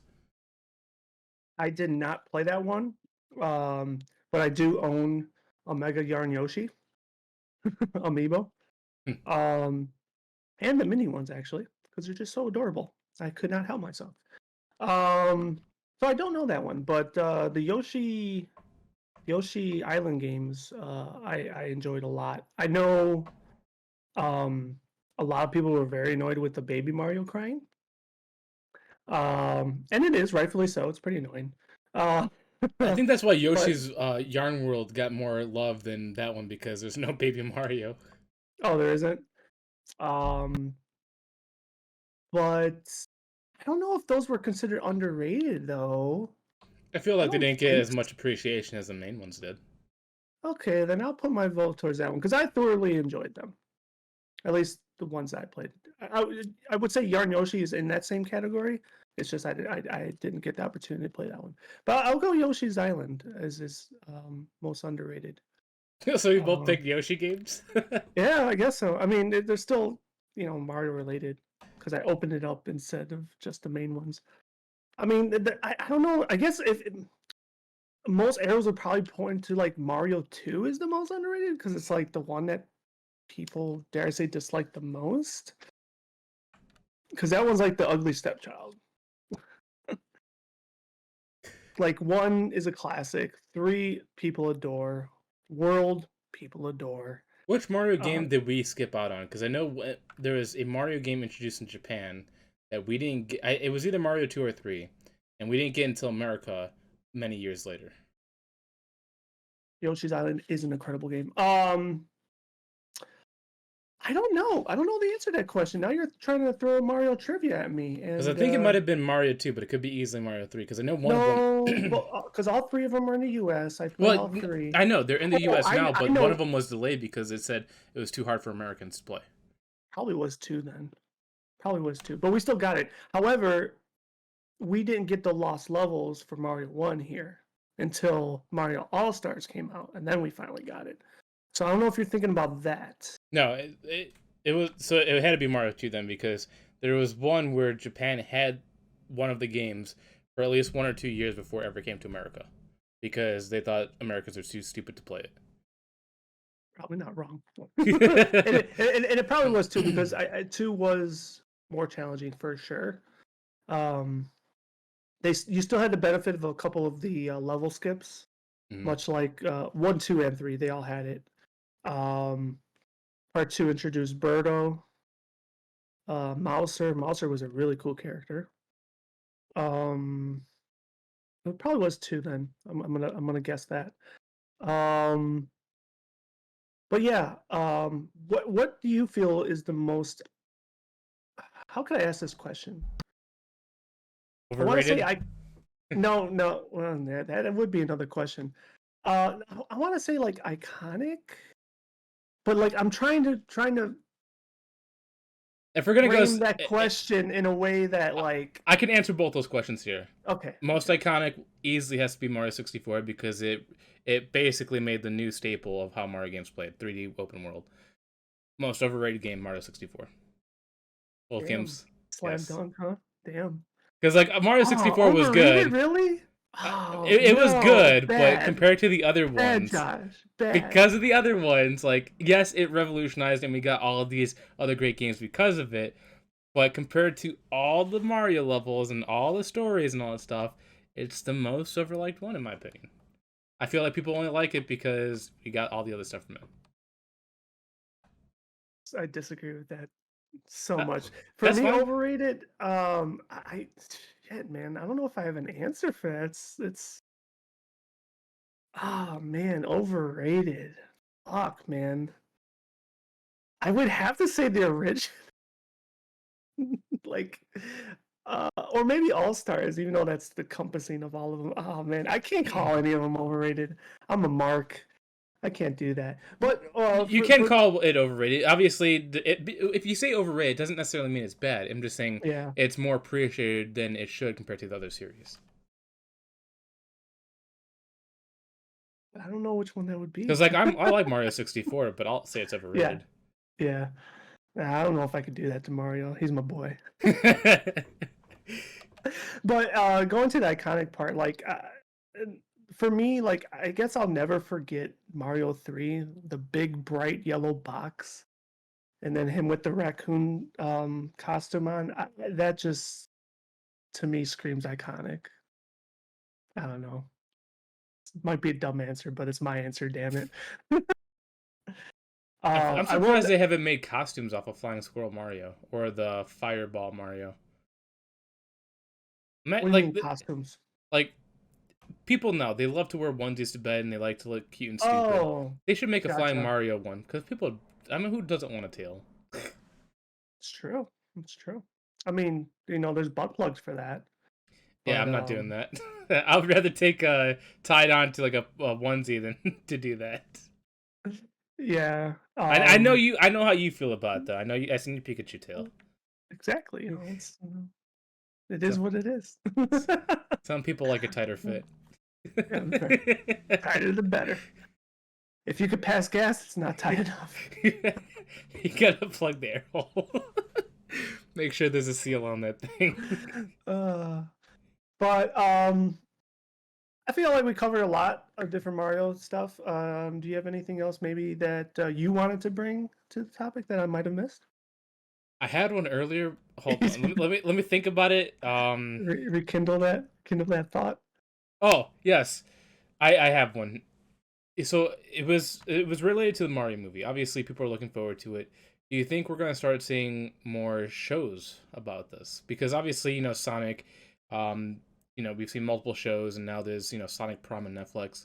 Do you think we could potentially see more Mario shows come out now? Just Strickland Mario? Well, Mario and his extended universe, like a Oh Luigi show man. or Peach show or a Boo show. Yeah. Like I'd love to see Boo just go around scaring people from Mushroom Kingdom. Hey, hey, what up, Boo? Um, maybe, but I don't want to say a hard no, but probably not. You don't think they're gonna like be like, oh, people love the movie, let's make shows about this now and keep Well, cash cowing it? I feel like within a week of this release, we'll probably figure out whether a sequel is greenlit, which I'm pretty sure is going to happen. But shows and such, I don't know. I don't think so. I feel I like don't think if so. they were going to do it, this would be the time because obviously there's multiple other franchises like obviously like Sonic Prime, Transformers being remade for the 90th time. They got Ultron and what's that stupid one? Beyblade Bakugan, whatever. That's having a show now. Digimon. Hmm. I mean, it wouldn't surprise me. I'm just still gonna say no. And the reason why I say it won't surprise me because now look what just happened with Pokemon. That Netflix is having that show, right? So like, it could happen. It could happen. It wouldn't be out of the realm of possibilities. I'm just gonna say no. Okay. But I mean, we'll see. Me personally, I'm 50-50 on it. I don't know if it's gonna happen, but if it does happen, I would love to see extended characters get some shine, like Boo, Luigi, Bowser, like having like like just like a mini series one-off shows where Bowser goes through his normal day life. What makes him grumpy, like the Grinch. What makes it? Like like imagine just like Bowser doing like obviously you see him as a villain, but imagine you Uh, see like a different point of Bowser where he's actually carrying a Bowser Jr. like doing dad things, playing catch with his son. It's like a comedic thing. and then Mario comes and fucks it all up. Yeah, he comes over just like bops a Goomba in the head and then throws it at Bowser Jr. and that's when Bowser gets pissed off That and was takes my Peach. friend for 60 years. You took him out.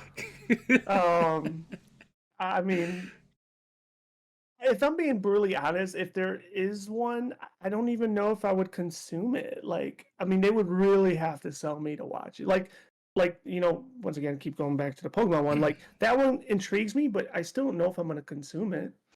So, like the movie, I'm giddy for, right? So, if they do a TV show, I don't know. We'll see. We'll see. So with the same level of quality from Illumination, same voice actors from the movie, and you get like a little mini series from them TV show wise, you won't watch it?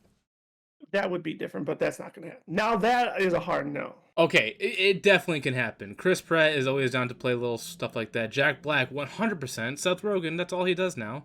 That's So yeah, so I mean, they easily could do that. Charlie Day, he's got nothing going on for him, so he can do it. He's open. that's very true. That's very true. I don't think that's gonna happen. All right. I mean, these things take time to make. I mean, look. I mean, we were heavily adoring how polished it looks and how great it looks. Like, I don't think that's something they can whip up quickly. And then it Well, might get sacrificed. The quality might get sacrificed if they're trying to whip it out too fast. the thing is that if since they already have the groundwork done for the movie, that means they already have all the character models done. The only work they need to do is just script writing and movement animation. Everything else is already done for them. Yeah, I guess you're right. So, We'll see. all right. Well, Would you consume it? yeah. You said that. Yeah, it wasn't sincere. Okay, if it was about Peach, I would not consume it at all, unless if it's like her being evil, like Cersei. You want to see Bowser play catch with his children? Okay, I gotcha. Yeah. If you've seen like I don't know, maybe Toad, doing like a Kingslayer on Peach, and they have like a little Game of Thrones reference, I'll watch that. But Peach can suck it, literally and figuratively. Oh, hi-oh. Not the Mario Day I was expecting. All right, so let's go to the next one because it's like the perfect segue because obviously Mario's influential and obviously you could see it with the movie creating a theme park and the theme park selling merchandise and all that stuff. So this next one I made called Influential Media. For me, it's more centered around Scream. Obviously, we could talk more about this. So the reason why I picked this is because I haven't seen any of the Scream series until very, very recently. And the reason why I'm watching is because for some reason Scream 6 looks so good to me that I just had to watch the other ones. Um, and I kind of feel bad for judging a book by its cover because when I looked at Scream, I was like, oh, it's cheesy. It's just a classic hack and slash horror movie. But they do it in a very creative way where it's cheesy on purpose. They're purposely playing a parody on horror movies by trying to give it a horror aspect, but also make it comedic at the same time. And I was pleasantly shocked. And also, the story that ties in with each other is also pretty good because there's basically trilogies within trilogies. Like, Scream 1, 2, and 3 is a trilogy. Scream 1, 3, and 4, or Scream 1, 3, and 5 are a trilogy and all that stuff. Like, they have all interconnecting storylines. But the one thing that's crazy about this is that obviously everybody knows Ghostface. You could see it at Party City, all the costumes, people dress up as Ghostface all the time. But it's crazy how the murderer in these Scream movies, Ghostface, is so easily imitated in real life. Because anybody can get this costume, anybody can basically portray this role, which is that's the whole parody of the movie, is that anybody can be this killer. And how it's influenced many generations of media later and also people later trying to commit some of these crimes. I don't recall reading people trying to commit crimes wearing this regalia. I Okay. mean, I'm not saying it hasn't been done or not being done because we all know people do dumb things and they try to replicate things of this magnitude. So I know it exists, but like not that you really try to make it sound like it was an epidemic, but no, I don't recall reading any material of this happening. So this it might have been like a trend that year, but I think it might have been like 2011, 2012. It was during the same time as The Dark Knight, the one with the Joker, because both Scream 4 and Batman: The Dark Knight, they both had people dressing up as a Joker and Ghostface and assaulting people in movie theaters and trying to hurt them. I'm thankful that doesn't happen now because that's horrible. But I mean, it was a occurrence that happened in a very specific time period. Like the Batman one is obviously extremely famous. Oh, you heard that story? Well, it wasn't just one story. It was all across the U.S. People going to like movie theaters dressing as a Joker, purposely assaulting people because they thought it was funny. They want to be, I don't know. Yeah, but the notorious one was where was it? Was it Colorado? No, I forget where it was at. The guy stabbed 3 people. Huh? Is it the one where he stabbed 3 people? No, it's the one where he like killed a bunch of people with a gun. Oh, I think because I remember going to the theater like the next, well, not the midnight, but the next morning, and like it was just a talk with everybody. Like people were now scared to go see the movie because of fucking idiots. And yeah, but like this is such a long time ago now. I'm forgetting where it was. I want to say it was Colorado, but and then like I remember when they finally arrested the guy, like his hair dyed like him and everything, and the guy looked fucking just loony. That's all it is. Yeah, exactly, mental as shit. And but with that said, like talking about influential media, like I said, I'm pretty sure it happened with the Scream stuff. I just don't recall the episodes like how you're stating them. But yeah, people always I mean, if I may throw in a little personal stuff, I mean, look at what like TikTok does. Like TikTok was, the challenges, like, and all the other dumb ones that came out before TikTok, like the fucking Tide Pods. And, I'm glad you said that because TikTok scares me because it's gotten so bad. Go to any Walmart. It doesn't have to be a specific Walmart. Any Walmart, you will see stupid kids doing dances and other dumb things in the aisles doing it for a video. I'm like, why? Don't they know that most of the stuff is fixed or fake anyways? That's why the professionals do it in a closed setting. Well, like the one that was like I said, a little bit now personal with me, and I legit just learned this about like a week and a half ago, is the particular Hyundai and Kia models from like 20, I forgot what years, 2007 to like 2021 or something. Anyways, that they're stealing those cars more easily because they're like breaking the steering wheel column and like plugging in like a USB port or something, and they're able to start the cars. Like, I had no idea about it, but apparently it's on TikTok. They're pretty much teaching people how to do it, and they're stealing these cars really, and mine falls under that category. So you know what I had to do? I had to go old school and buy a fucking club to put on my fucking steering wheel. Because there's like, I mean, there is a solution for it. Like Hyundai's brought out one where like, uh, it's like Bluetooth and you have your phone and it's like you pretty much install a remote starter. So your car, you would have to hit the button and turn the key at the same time in order to start your car, which is like bizarre to me. But I didn't want to go that route because like, okay, if you have that, great, but that's not going to deter someone from breaking into your car, open up your steering wheel column, trying to do it, only not to be successful because you have that technology. But now your steering wheel column's fucked up. They probably jacked it up. Now you have to get it repaired. They don't have the parts available because this is happening like all over the fucking place. Anyway, influential media. Yes, TikTok is no bueno. Yeah. Did you see the recent? I think it was like maybe like 4 months ago. But there was this guy that was posting video. He was like a locksmith, and he was just trying to do it, tell people. Mm-hmm. But apparently, he got too good at explaining how how locksmithing works. And there's a certain lock, I can't remember what it's called. But they had to pull all of his video downs and any video related, like, Stitch videos, because people were actually breaking into houses because of how easy it was to pick locks. And so they had to completely remove them. People had, they had that specific brand. They actually had they did a recall on that because they they realized how easy they were to break in. Wow. Yeah, I mean, like, It was one of those electronic locks. I should mention that. Oh, okay, electronic ones. As like, as negative impact this stuff is, like, it's also very interesting, and how dynamic it is, like, the sharing of information and, it's also scary. Like, I mean, like, the example you shared and the one I gave, like, it's obviously nefarious stuff, and man, I don't know. Like, you just hear certain people say like social media is gonna be the downfall of humanity, and it very might well be. So Like, going back to this, and mhm. because there's also another side I want to bring up too. Yep, Have you seen Scream at all? never. You never? Okay, so if you have Paramount Plus, you can watch all of them right now.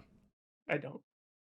It's actually surprising. Well, you don't have to, but I'm just saying it's better than I thought it was. Like I said, I judged it before I watched it, and I was pleasantly surprised. But even though when I watch it, I consume it as a comedy because it made me laugh many, many times, especially during the killing scenes. Mm-hmm. But the thing that terrifies me about that movie is how easy it is to replicate those actions. Like, it's the most realistic serial killer in any movie. Mm-hmm. Trying to think if I could come up with a different one, but I mean, I get it because it's like very simplistic, right? Yeah. And it's not a horror movie in the sense of like Supernatural, right? It's a serial killer. Like, you got the Freddy Kruegers of the world and the Hellraiser, like that's Supernatural. Chucky, that's Supernatural. This, to your point, can be influenced and can be replicated. I mean, dare I make this?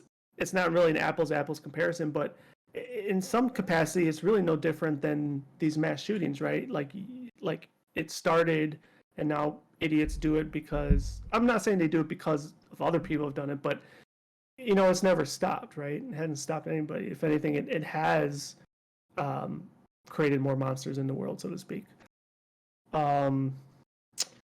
Yeah, I don't know what what would be a good comp for this. I mean, I do have one, the recent Netflix, I think it was Netflix, of Jeffrey Dahmer. That was one scary. Kind of inspired, huh? That one was influential in a really bad way. Like, people would dress up as Dahmer in high school and pretend to be him. Yeah, do the dance move mannerisms and all that stuff. Yeah, like that that influenced people. I mean, hell, even the Joker movie. I mean, the recent one with Joaquin Phoenix influenced people as well. I mean, that one I didn't hear though. Huh? You said people were actually influenced by his Joker? Yeah, I believe so. What did they do? Because for some reason I never heard of it.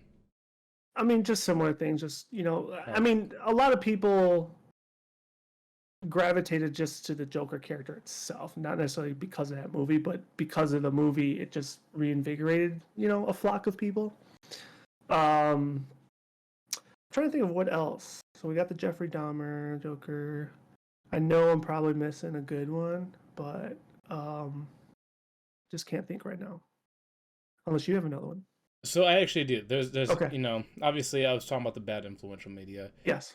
I also want to talk about good because recently, obviously, I've seen something come across my timeline for Grant Imahara. He was one of the MythBusters. He passed away unfortunately a while ago, but MythBusters show. It was huge. It was a huge show, and because of the influence that show had, it got a lot of people, me included, and more curious into like science, engineering, robotics, and all that stuff.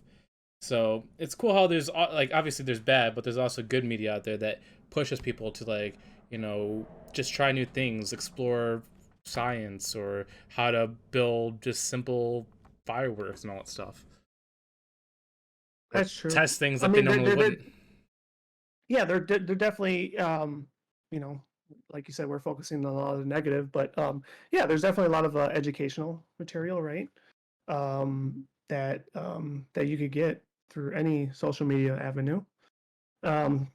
In the regard to like most influential, trying to think of what was a really big positive influential thing. I will say if we're talking about a certain age group in a certain time period, Blue's Clues.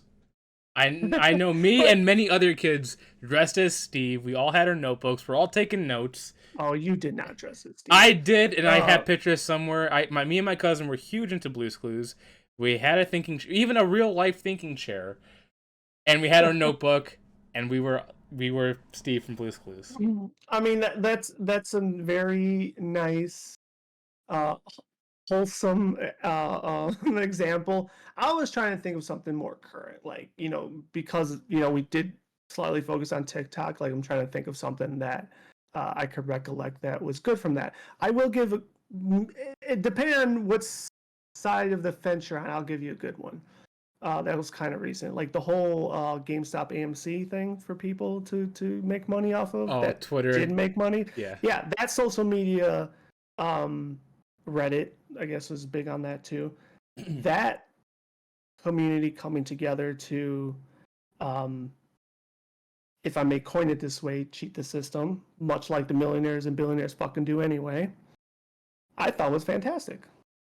But thanks to the Robin Hoods of the world, they fucked it up for people. So things like that could be good. I just know like the educational stuff is always good stuff, but I'm trying to think of like other like potential movements of some capacity. Did you watch the GameStop movie? No. It's called The Big Squeeze. It's about the people that were saying that these brokerage farms were purposely squeezing GameStop and certain companies dry, and that's why they leaked it, and then that's why the whole stock market blew up, because these people leaked what these brokerage farms were doing. Firms? No. I recommend. Is it like a doc or like a movie? Like loosely based on true events or what have you? It's a drama docuseries. So it's an actual documentary about the people they're talking, and then obviously they also have actors that are recreating the scenes and all that stuff. Gotcha. It's called The Big Squeeze. So it's one of those. Yeah. Okay. Interesting. That does sound interesting. It's actually pretty good. I watched it because they're talking about like going through Reddit, going through the forums, then posting it like what was it? They had made like a Twitter account called the Short Kings. About like stock shorts and all that stuff and how to buy, and then they also went on to other things like TikTok, or not TikTok, Facebook and all that stuff. Well, no, I think was TikTok here then? Oh, it was, but just I said TikTok, but it wasn't TikTok. It was another social media platform. Okay. It was Vine, right? No, it was just weird how they it was just like 4 or 5 guys had seen this, and then they were obviously spreading it through as many groups as they possibly could, and then eventually, because of those messages and they seen how accurate it was, it just kept spreading like wildfire to cause what we see in here. That was really cool. Yeah, and it was like I mean, when it was happening, like I was happy for all that stuff, like that movement. It just sucked that they were froze and a lot of people couldn't cash out. Yeah. That was the part that pissed me off. But because of that reason, so many people that were not into stocks and trading before got into stocks and trading because of that massive, just quick spurt movement to get them Hmm. invested into other things because they realized how easy it is to gain money if you know what you're betting on. Because basically stocks is educational betting, and that's what you do. You just learn your companies, you learn what's doing, you're looking for announcements, and you just put your money on it. It's not that simple, but Well, I mean, most of the time it is. You look like, for example, when I do stocks, I do tech companies because I always look to see what, like for example, Nvidia or AMD. I see what they're putting out. I look at their announcement dates, and I'm like, oh, their announcement dates are separate. This one has a pretty big lead. I'll put some money on that. Usually goes up, and yeah, then take money out. you base your buying and selling off trends, which is smart. But like you make it sound easy and smart because you know Yeah, versus but that's what I'm if you saying. You try can to educate yourself on the companies you're investing in to understand when they will potentially have a rise. correct, yeah. But I mean, it's not that simple. Well, For I'm most saying people, it's not that simple. I'm just And I'm saying, not saying, compared to like anything else, it's educated gambling. You can better control your outcome than you can with sports. uh-huh. um, but yes, influential media. um, yeah, I don't know. I got like no fucking good examples of like really good movements or something of that magnitude.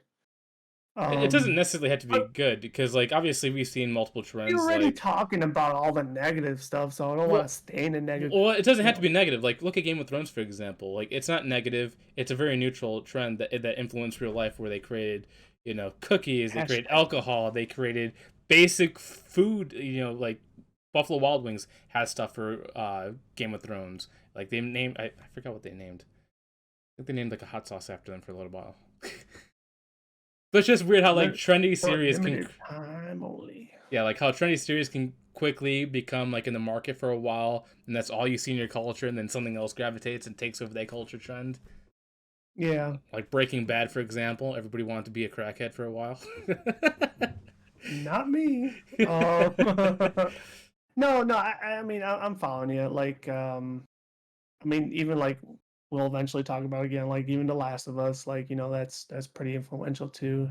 Everybody wants to start talking about zombie apocalypses and stuff like that. No, they don't want to talk about zombie apocalypses. They want to talk about funguses. Well, yeah, That's a yeah, difference you're right. because No, people no, have you're been right. talking It is. about It is. zombies for a while. This is an actual realistic threat that could potentially happen. Yeah, yeah, yeah. Trying to think of another good one. Hmm. It doesn't have to. Okay, what's something that you've watched that you've seen like that caught winds? Obviously, World of Warcraft would be one of them. That it was a game that started off kind of low, then eventually celebrities started to get into it, like Mr. T and all that stuff. Then you start seeing conventions, and then also what's it called? Parody stuff like in South Park, and then branching into other stuff like Dungeons and Dragons and other collaborations like that. Mm-hmm. I just can't think right now.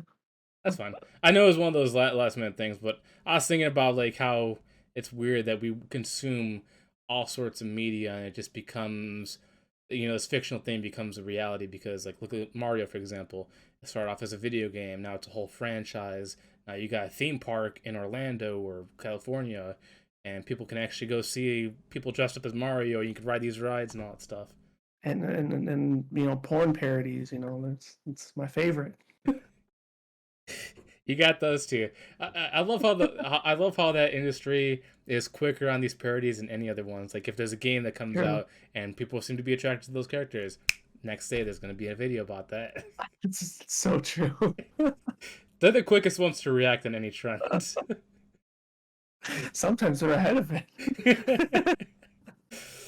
But uh, yeah, it's just weird. Like when you think like obviously it's one of those things everybody knows, but nobody really thinks about like how quickly something can go from something small to being massive, like Pokemon. It's worldwide. It's basically Resident Evil, and they want to track your sleep. They want to make you go to amusement parks. They have you collecting balls. Pokey, that is. Uh, They well, Pokemon though is also another good influence though. oh, huge. But I mean, I say this for two reasons. Obviously, Pokemon Go makes you want to be more active, get out more. But two, Pokemon myself, it kind of got me more interested in animals because obviously Pokemon, what are they? They're pretty much oh, animals. they got into bestiality too, huh? Yeah. But like it got me like when I look at my cat and my dog or whatever, I'm just like if you could potentially have like Thunderbolt or I mean basically cats come default with the move Claw or Scratch or Sure. Bite. So And tail whip. and Tail Whip. So they're basically and, Pokemon. and then they leer, they growl. Sometimes they do helping hand. Oh, I don't know what you're into, but okay. But it's just funny, like because of Pokemon, I'm like, oh man, I really like these Pokemon, but then I'm like, wait a minute, these Pokemon are just animals. I'm like, I should have the same respect for these animals in real life because they're our version of Pokemon. Yeah, it's true. Um, yeah, I mean, we talked about a little bit earlier. We talked about influential, like wrestling is huge. Like even though I don't follow WWE anymore, but WrestleMania is right around the corner, and that has a global reach, and they have celebrities involvement. Um, and every time a world, a sport, ushers a new champion, they give them a belt. Like they're pretty influential too. They're not my Wrestling, company anymore, but I mean, all sorts of wrestling is influential. In my opinion, it's too influential. Like I remember the days where people were trying to represent the Chain Gang, not realizing that it's not John Cena. That means you're hmm in a prison gang. hmm And then I mean, and not even like just that type of influence, but like, I mean, me personally, like, I'm not super fucking ripped or stocked, but like, it drives me to work out. Like, usually Wednesdays are my workout days. Fucking watching wrestling, I get hyped and I start working out. So like, next thing you there's, know, it leads to steroids and all that and then stuff. yep, balls shrink, but like I have this acne for reasons because of steroids. I mean, you do take steroids. I mean, anybody with inhaler takes steroids. Let's be That's honest. very true. It's very true. Um, but yeah, I mean, like I mean, that's kind of really all I got to bring to the table on that one.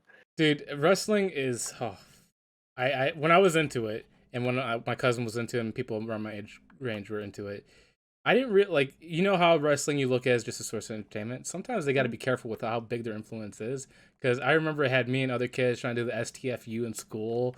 What was it? We tried to mimic Stone Cold 3D. Steve Austin, and Oh yeah, what's that's his why name? they The had Boogeyman to. eating worms. Yeah, I mean that's why they. I don't know if it was that exact same time you're talking about, but maybe even a little bit before that, they had to start adding the disclaimer before every show: "Do not try this at home." Because of that reason, people get dumb, I and I remember that there's a kid in my school that liked the Boogeyman so much. Same thing with what's his name, Rafiki, the guy that was Rashiki yeah, he was or Rikishi. the big guy that would lay Yeah, on you and hump Rikishi. you. No, Um, no, no, he would put his ass in your face. yeah, there was a kid Pink that face. mimicked that guy in school. He ate worms, pretend he was the Boogeyman, and then he would like spear somebody and put his. He would just do weird things. That's a cause for expulsion, if you ask me. But you know, uh, I'm not the principal. But that's what you get when you go to public school. That's very true. Very true. A lot of special people.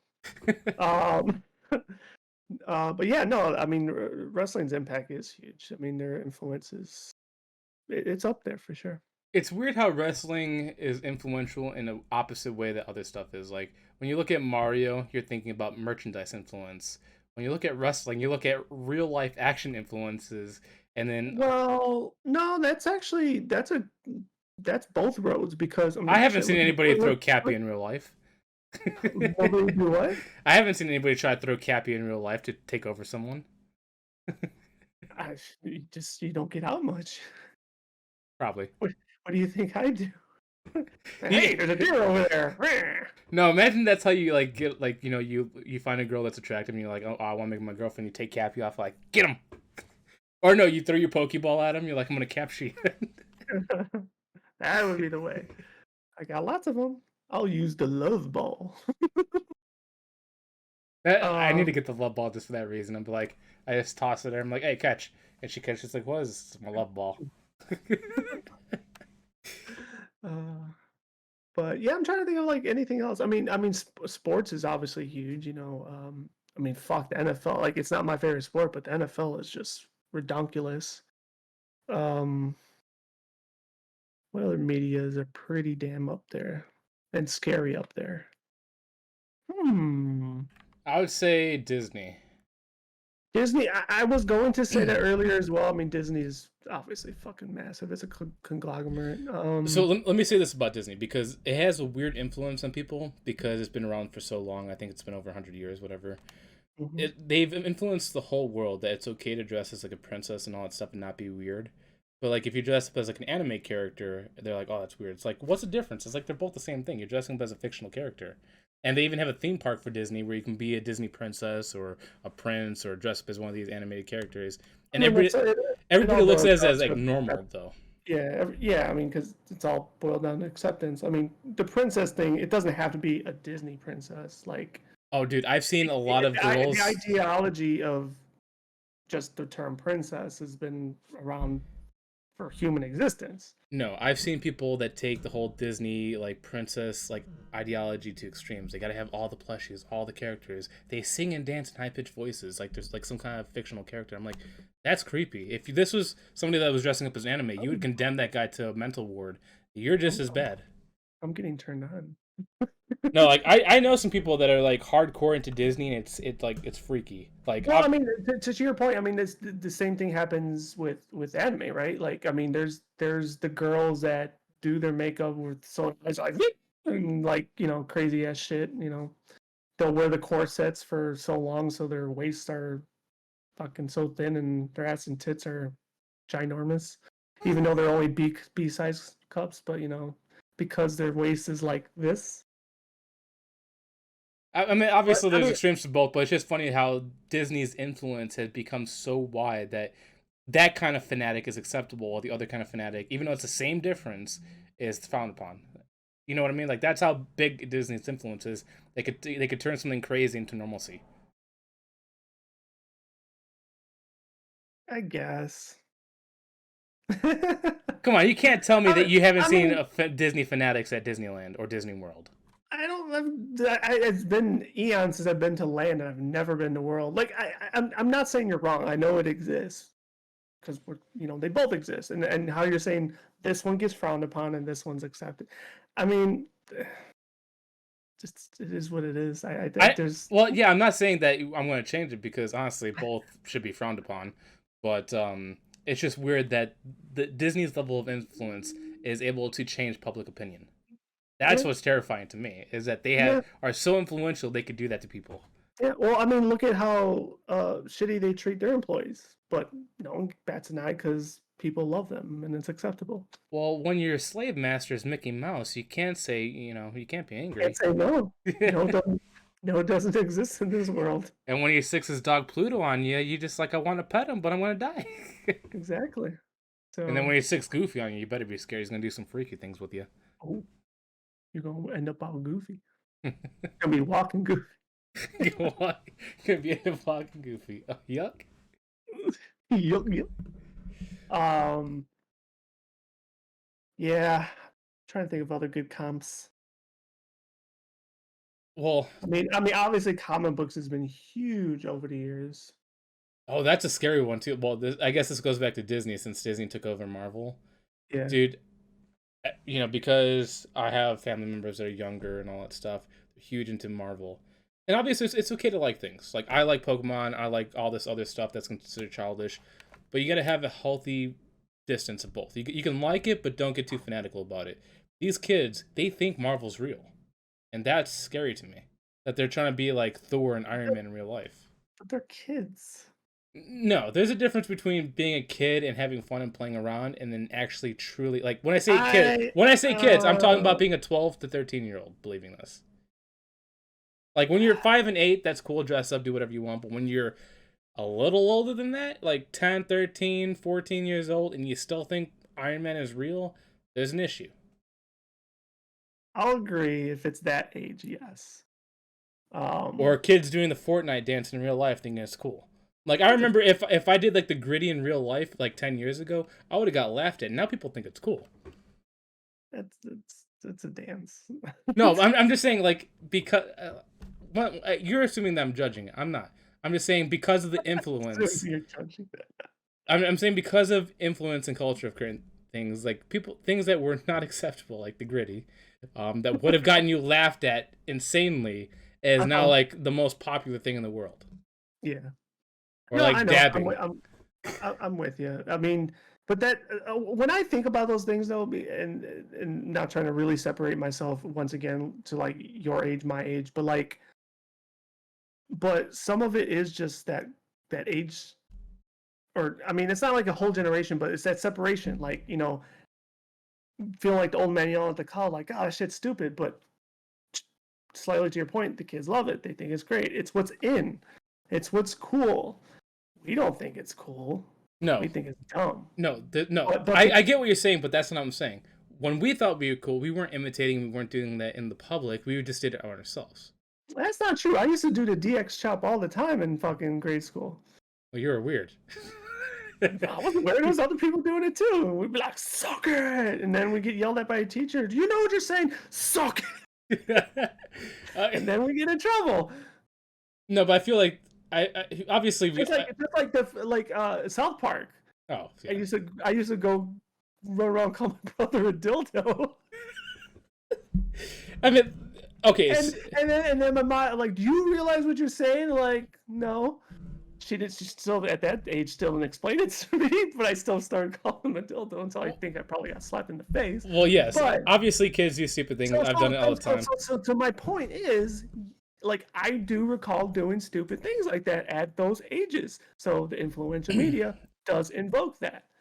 Well, yes. But I think what I'm saying is, I think they've taken it to another level where now it wasn't just like almost everybody. I can't co-sign that because once again, we live in a different age now versus then. Like, social media is fucking the catalyst. Yeah.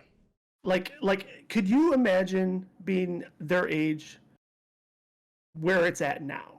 Like, well, technically, I am. I am scared with that thought process myself. Well, technically, I'm in that gap generation where I can relate to yours, but I can also relate to theirs because I grew up at the same time where internet wasn't around, but I was also young enough where I could accept internet very easily.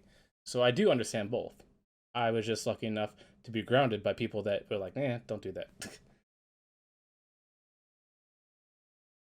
Like, okay, so one thing, for example, is when you play online, obviously this is online, like I said, kids do stupid things, but stupid things we did were just very minor, mischievous, whatever. If you hear kids online now, they say the wildest things you've ever heard in your life. Oh, I know. And I'm like, where are your parents? But to that point, if I was their age and doing what they're doing now, I can't say I would be any better than them. I really can't. Like, I would probably say a lot of dumb shit that would now creep up to you in the future and bite you on the ass. And now you have like a fucking criminal record just for something you did on a stream. I mean, I'm just being, that, like, thank God I'm more mature and adult now as I'm doing this because I know what not to say and do. I mean, we've seen you streaming porn on your channel, so. Well, now they're gonna go look for it. But no, seriously, like I would probably be in the same boat as all these dumb kids. That's all I'm saying. If you wouldn't, bless your soul. I don't think you would. Your mom did a great job raising you. I don't think you would. I think you would be just average level dumb, just like we all were. But I don't think you're gonna be like. I don't want to say it because it's so wild. But like I hear little kids talking to like girls or adults and call them like just the most racial, sexist things I've ever heard. Like, okay, the racial stuff was never in my vocabulary. Like. Or I've heard, to your point, I've heard some of these things, and yeah, like they need to get a fucking backhand in the face. I agree with you, and a lot of those things were not in my vocabulary back then. I'll agree with you there. But would I have said a lot of dumb fucking shit to the point I just made? Like, I used to run around calling my brother a dildo. I didn't know what the fuck it meant. So that would probably be something I'd be doing online. But that's average level kid stupidity right there. I'm saying like going extreme. But also what I'm saying, and I dare I s- dare I make this correlation? But if you don't know the definition of a word, and we could even bring things to light like the N word, kids are going to say dumb shit without knowing the origin of their meaning.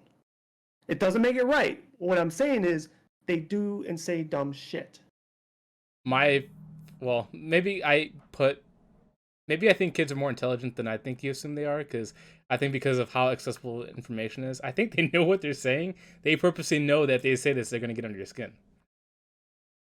Because like when they say certain phrases, they're You're, very you're, you're, creative you're on their saying.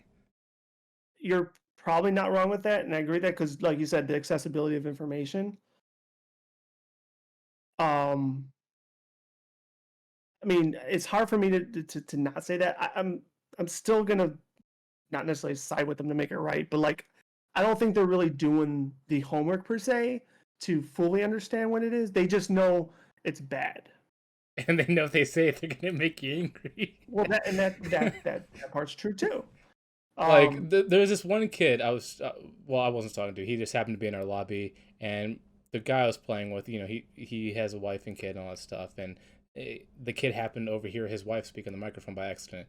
And mhm. he told the guy, he was like, "Yo, bring your wife on the line so I can sweet talk her away from you, and so I can." And then he said something way more wild, like, "Oh, also make sure she comes over here so I can f the brains out of her later." I'm like, "What? This little kid trying to steal this guy's wife," and the guy just. Then obviously the more mature thing the guy should have did was just mute the kid right there. He Mhm. was fighting with this. I don't know Yeah, and how old this kid was. that shit's just stupid. Like me, see now that's the maturity thing. Like I would have just laughed my ass off and just to your point, probably muted. Like I obviously I think it's funny, but there's no credence to that whatsoever. So why the fuck you getting pissed off? Like that's just dumb pissing off dumber. Seriously, that's exactly what that is. But that's also the scary thing is that some of these older people that are also still dumb will do really bad things and try. Like obviously, there's people that like to check IP addresses and locations and all that stuff.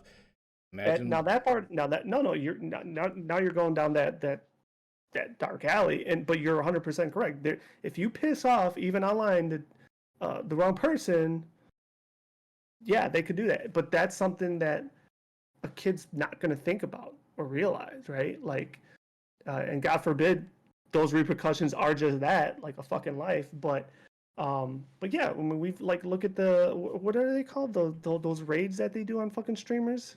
Oh yeah. Yeah, like there's so many dumb things that people do, which is, now thankful a felony and all that shit. But Well, it was always a felony. They just got better at tracking it.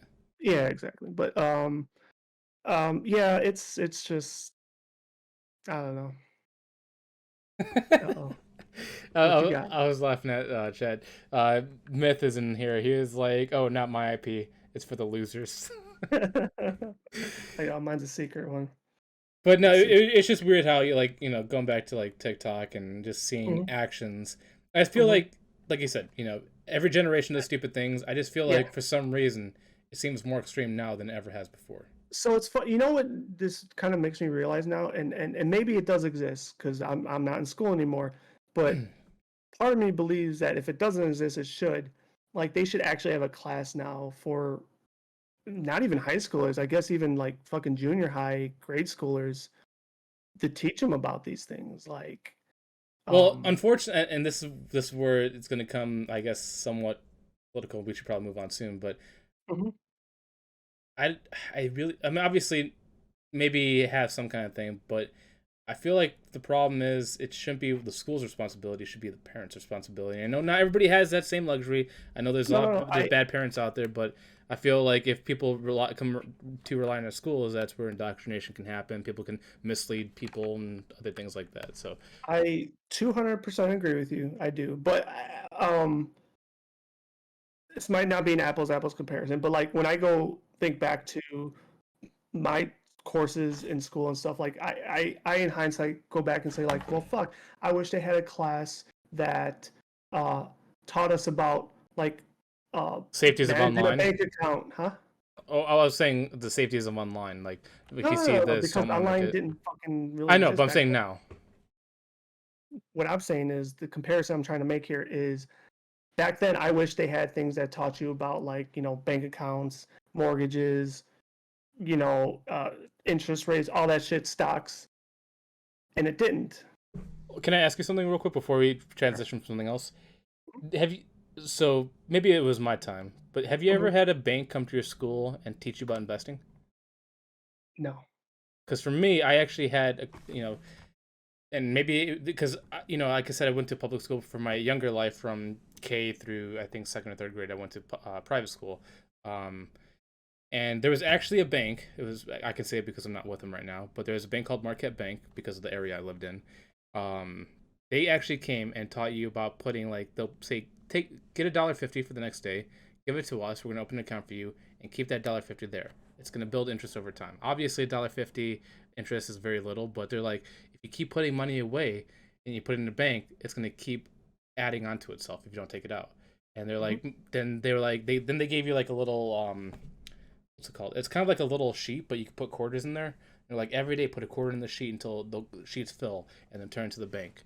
That's Mhm. savings. Yeah. No, no, we didn't have anything like that. Like, I know even back then and probably even now, like, you know, some schools do like sex ed. I never had sex ed in fucking school ever.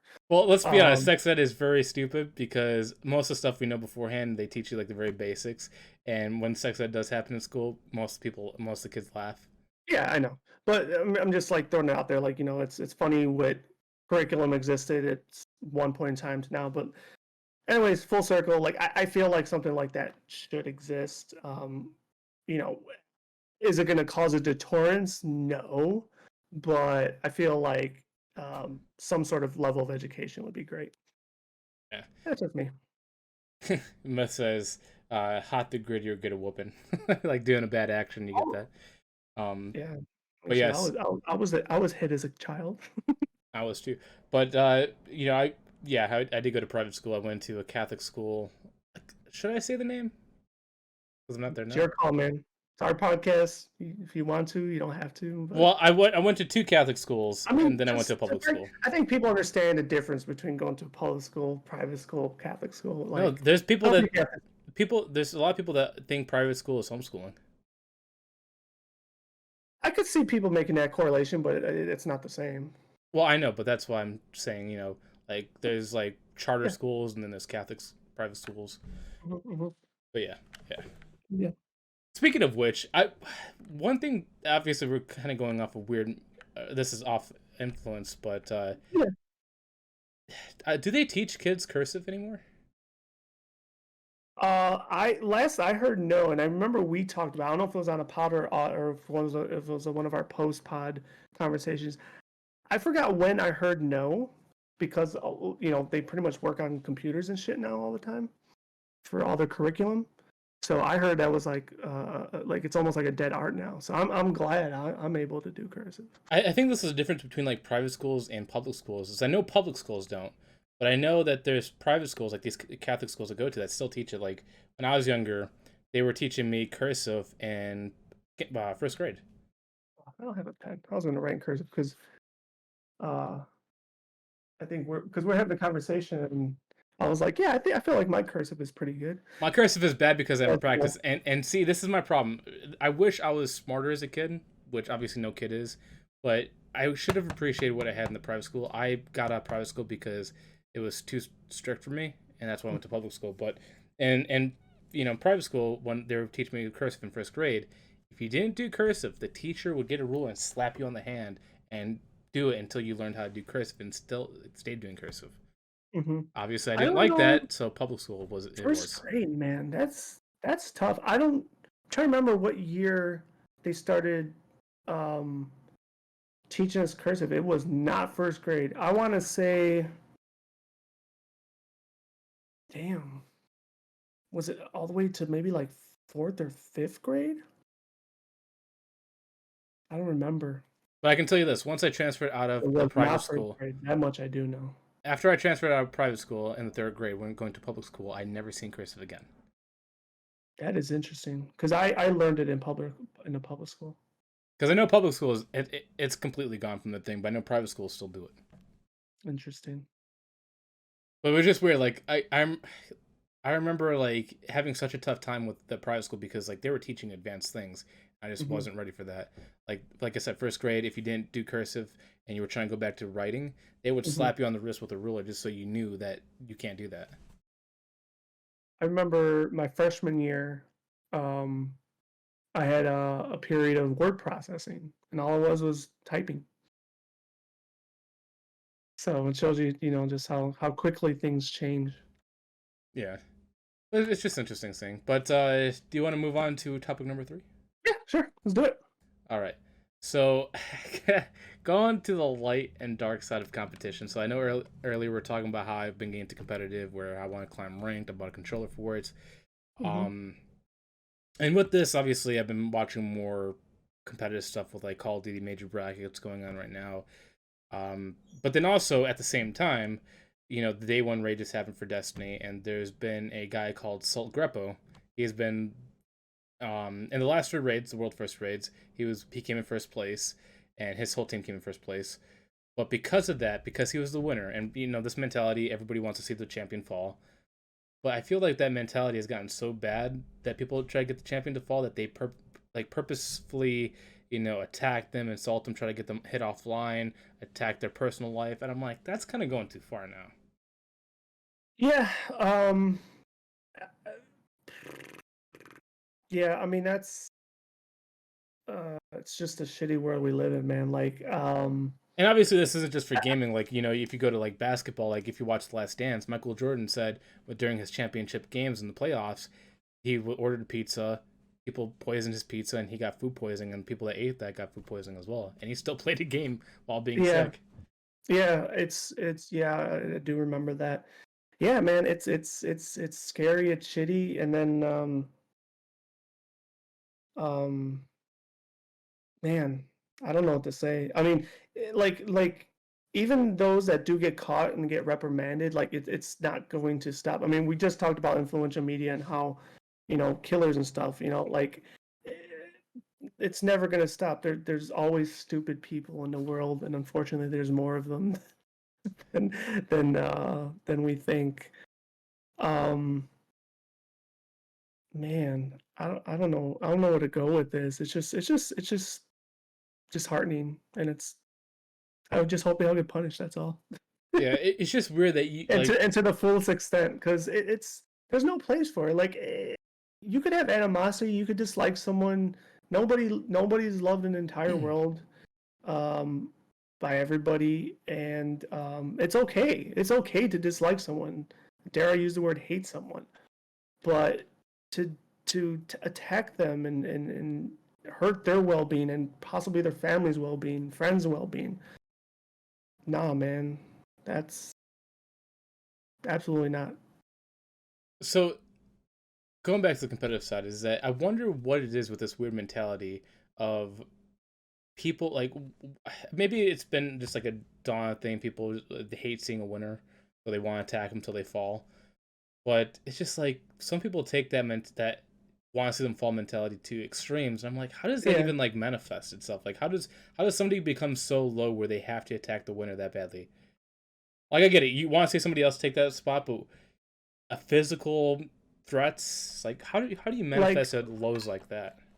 I mean, like you know much as well as anybody else. Like I try to play devil's advocate for a lot of different things, right?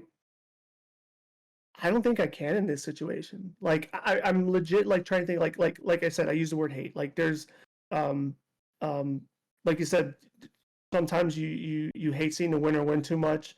And sometimes if I may briefly defend, um if that person, like, let's say you were a fan of somebody, watch them rise the ranks, rise to the top, become the cream of the crop, but because of their rise, they become then arrogant, ignorant, everything. So then you dislike them because they change. Could be a reason for starting to dislike someone, or dare I use the word hate somebody. But it still doesn't, should never give you the reason or opportunity to, try and inflict harm. And I can't think of a person that I dislike or hate that much where I would be like, oh God, if I ever cross paths with that celebrity, I'm gonna stick them one. Like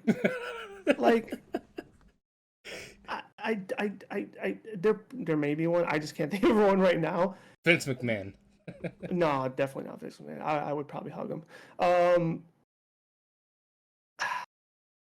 like, I just don't know. It's uncalled for. I try, like I said, I try to come put myself in other search and make an excuse for him. In this, I can't. Well, It's just uncalled for. I think the reason why you can't is because it's a mindset none of us have even came Yeah, that's close to, true. so you can't comprehend since That's we true. cannot even be in their own shoes. That is very Like it's true. I mean, illogical, because really. and to that point, like you, I don't want to blanket it because that might be ignorant, but like I think it's more times than not these episodes like they are unhinged, right? They do have some sort of dare I say disability, but a mental like they're not there. They're not there.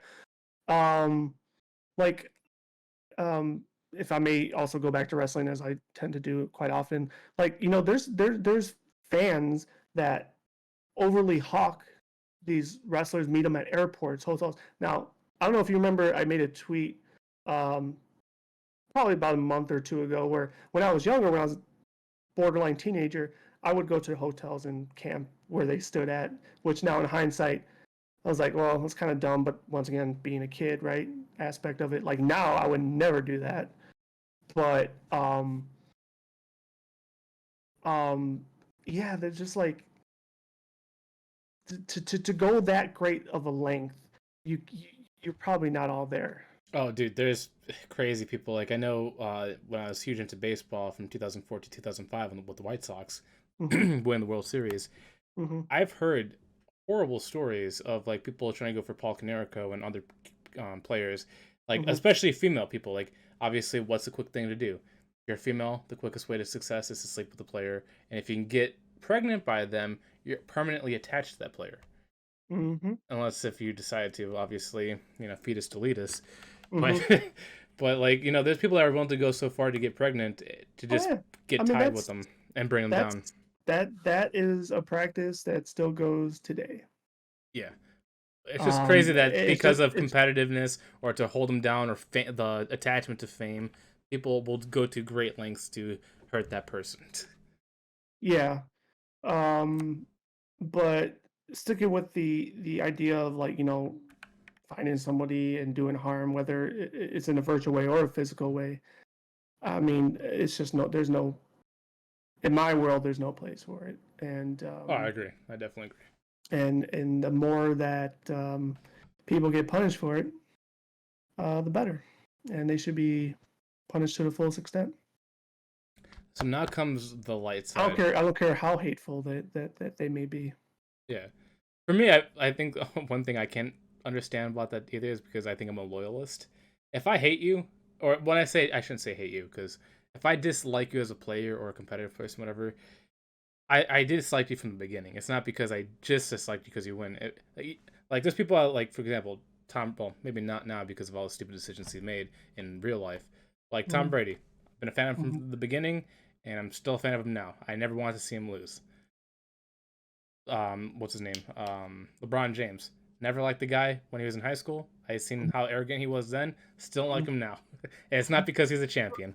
Yeah, so I mean, LeBron James would be also like a good example for me. Like, uh, dare I use the word hate, but like, so the other thing I want to make a comment with is like, I think once again, hate's a strong word, but like, you could still hate someone, but also respect them. Yeah. Like for And I example, think Tom Hanks. I think he's a great actor. I don't like him personally.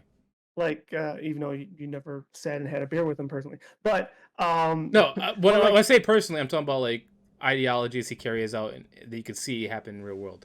Like I don't think Tom Hanks is a good person, but I think he's a great actor. understood. Well, that's But back just the to comparison I'm making. yeah, no, that's fine. But like going back to LeBron James, like I may be uh, hating on him for like his on the court stuff, but in the personal world, like he's done a shit ton of good. He has his own fucking schools and shit, like so for those reasons, I respect the man.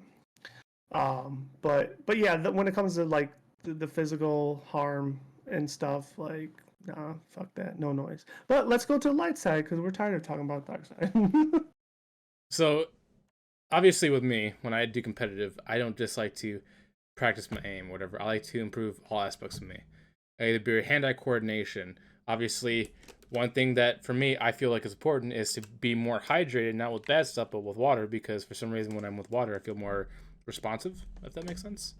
Mhm. So when I get into my competitive mindset, I purposely do good things, not just virtually but physically, so I can compete better. And I know that doesn't just apply to gaming because there was I'm trying to remember his name. It was in high school. There's a guy I know that he wasn't good at football. But he really loved football. And he tried to get into it. He constantly practiced. He didn't get in his first year, but because of his competitive spirit and not wanting to back down, he kept practicing for that year he wasn't there. He would even attend the practices that he wasn't supposed to be at because he's like, I'm gonna keep getting better, and the next year I'm gonna try and hopefully get on the team. But then also he realized that physicality isn't the only thing. He had to improve his mental strength. So he also studied harder in school by learning, math, statistics, analytics, and studying other players that he was going against to figure out how to break them down. So the light side is, you know, even though you want to first somebody on the court or in a virtual thing, it also drives you to improve other parts of yourself, either health or mental aspects that can drive you to just be a better person. Also, communication, leadership, like Yeah, any competitive thing, you need communication. Any. yeah. So those last, like the last couple words you just shared, teamwork, communication, like those are all things that I want to touch up on, and just especially the teamwork aspect, like, and that's going from the games that you play, and even if they're not like entirely competitive type games, but like like if I may segue and throw in Warcraft a little bit, like even just the PvE stuff, like you're not going to accomplish, you can accomplish a whole lot by yourself, but you're not going to accomplish everything by yourself, and you need that teamwork, that communication, that camaraderie, all those things in order to be competitive and win. um, Basketball, volleyball. I loved playing volleyball when I was younger too. Um, you can't bump set and spike all by yourself. Plus, it's against the rules. So, You're allowed 3 hits, but so not 3 hits yourself. exactly. So, so yeah, you have to be you have to have all those key those key things. However, doesn't necessarily mean you're good to have all those things. I mean, you can still be a dick on the court and be an angry person, yelling at people. But we're talking about the light side of things. So so yeah, I mean, those are things that just make you also even a better person. And you identify skills that you didn't even think you probably had, and they could translate to other things, like even in the workplace, like you talk about having the teamwork aspect and communication, that could translate to the workplace. um um I think it did for me, especially with Warcraft. um but yeah, I'm trying to think of other good ideas. Well, so I also want to bring up on this too because I was saying Hmm. it teaches you more about yourself and how to strengthen. The one Hmm. thing I appreciate about when I was in competitive is the mental fortitude it prepares you for personal relationships. Like, let's say you go in playing basketball with one of your friends or a video game, and you're friends with them in real life, but when it comes to the court and you want to win, that's when you realize that sometimes friendship you have to get over and choose what's best for your winning and disloyalty. Because I know there's been times where I've been on teams with friends that they're like, listen, man, this isn't working out. You gotta let you go, bring another guy in. And at first, I was upset with that, but then I'm like, it makes sense. They want to win. They got to do that. And then there's been times where I've done the same thing. I'm like, you're showing no signs of progress here. This guy's better. Right now, he's just a better fit. Let's just get him in here. And then I end up winning more because you make those micro adjustments. Hmm. And I think that's the one thing about being competitive that I really appreciate. And because this is life, it teaches you how to deal with people that pretend to be nice to you and versus what's real nice to you, and how to, kind of put them in categories and how to treat them when you're in that place you're trying to excel in versus when you're being casual. Because, you know, I think a lot of people nowadays, if they're not competitive or they didn't do any sports or they didn't do anything, they would look at people trying to replace them and they take that to heart. Like, if they Hmm. replace you, most of the time it's just they want to win. It's not because they dislike you as a person. They're just trying to find what they can do to improve themselves at that point in time. Hmm. but people take it as like a personal attack to them. And I'm glad that because I was competitive, I learned to let that go. Yeah, but to your point, like not everybody does realize that, and that always boils down to the individual themselves. But you know, the other part of that, like they could be mad, but that could also be a larger driving force for them to be better, right? So it's like you're like, oh shit, I'm the weakest link at this point, so now I got to sit out. So that means I got to step it up more the next time I am selected. That's the Um, approach I take too. But then there's also the reverse side where no, they hold totally. that grudge and they try to inflict harm because they're trying to get you back. Oh, believe me, I've experienced that all too much. Yeah, they'll get a little bit rougher when they don't normally play that one. What the fuck you trying to do? Oh, so this is why you want to play? Okay, this is why we're gonna play. But Yeah. but um, but yeah, no, those are obviously really good examples. Myth said a And joke. I'm sorry, go ahead. oh wait, what was that? I was gonna say Myth said a joke. He was like, "You traded me for a fucking McRib." Yeah, a sack of balls. Um, but yeah, like I shared on post podcast last week, like when it came to basketball, I was a different person on the court for sure. Um, but to your point, it was the will to win, TWTW. Um, and on the other side, there's times where like I would not care to win, and I would purposely select the shittiest person on the court and try to help them be better. Um, It's funny. and You and and I have the opposite mindset because I've done that before, but it wasn't to help them get better. It's to help me get better. Because no, if you're playing on a team with bad players, you gotta work twice as hard to win. no, true, but like, how can I put it? I'm trying to paint the exact scenario. It's like I know we're going to lose, so therefore, like I know like there's no reason for me to get upset. Like I, Oh I yeah. did this I did this purposely, but I want to help them get better. Because if nobody's picking them, how are they ever going to get better? Like that's not how you get better. You have to get them. So like there's times like I don't know if you want to say it's because I felt sorry for them. I guess in capacity it is. Otherwise, still would have been picked. But but yeah, like there's times like I would do that, and like I don't know what skill you would apply that to. I don't know if it would be a skill of compassion or whatever, but like um but those are good qualities that you learn too. Myth was agreeing with you. He says he likes to reforge people around him like he did with his brother. Yeah. So, um but yeah, no, I but could not be. everybody does that. I mean, there's also people that they're on 60 miles per hour and they don't care. Like the sore losers, I loved beating the sore losers because they would get so butt hurt. Oh, it was so beautiful. those Yeah. those are the best. Those are the best wins. The ones that did take it too seriously, and you're like, your wife must hate you. Mm. It's funny that you say it because I'm gonna say I'm a sore loser, but now I don't take it on other people. I take it on myself. Because if I lose, I'm like, you should have played better, and that pushes me to get better. Like I like when you say like a sore loser, you people like yell at the court, yell at their teammates. They say you suck, you should have been better, or they start throwing temper all the tantrums. all the above. I've seen all the above. When I lose, I do all that to myself. I call myself the worst names. I'm like, you should have been better. You need to get better and all that stuff. And I take that See, seriously. for me, it's situational. Like I said, I was a different person on the court. So if it was like I knew I was the cause of that loss, then yeah, I would. But if it wasn't, if I was not the cause, then no, I will take it out of that person. Like Oh, I will verbally assault for somebody. me, even if it was the other person, obviously I would help them get better. But even if it wasn't me, I would have told myself if I was better, I could cover it for their weakness. Yeah, no, no. I always want to be the best. That's why I say I have to And there's keep nothing wrong practicing. with that. But like I think um certain situations I could easily figure out like, nope, that wasn't my fault. Like that was clearly your fault. So another thing is mentality wise is we're talking about hatred towards players.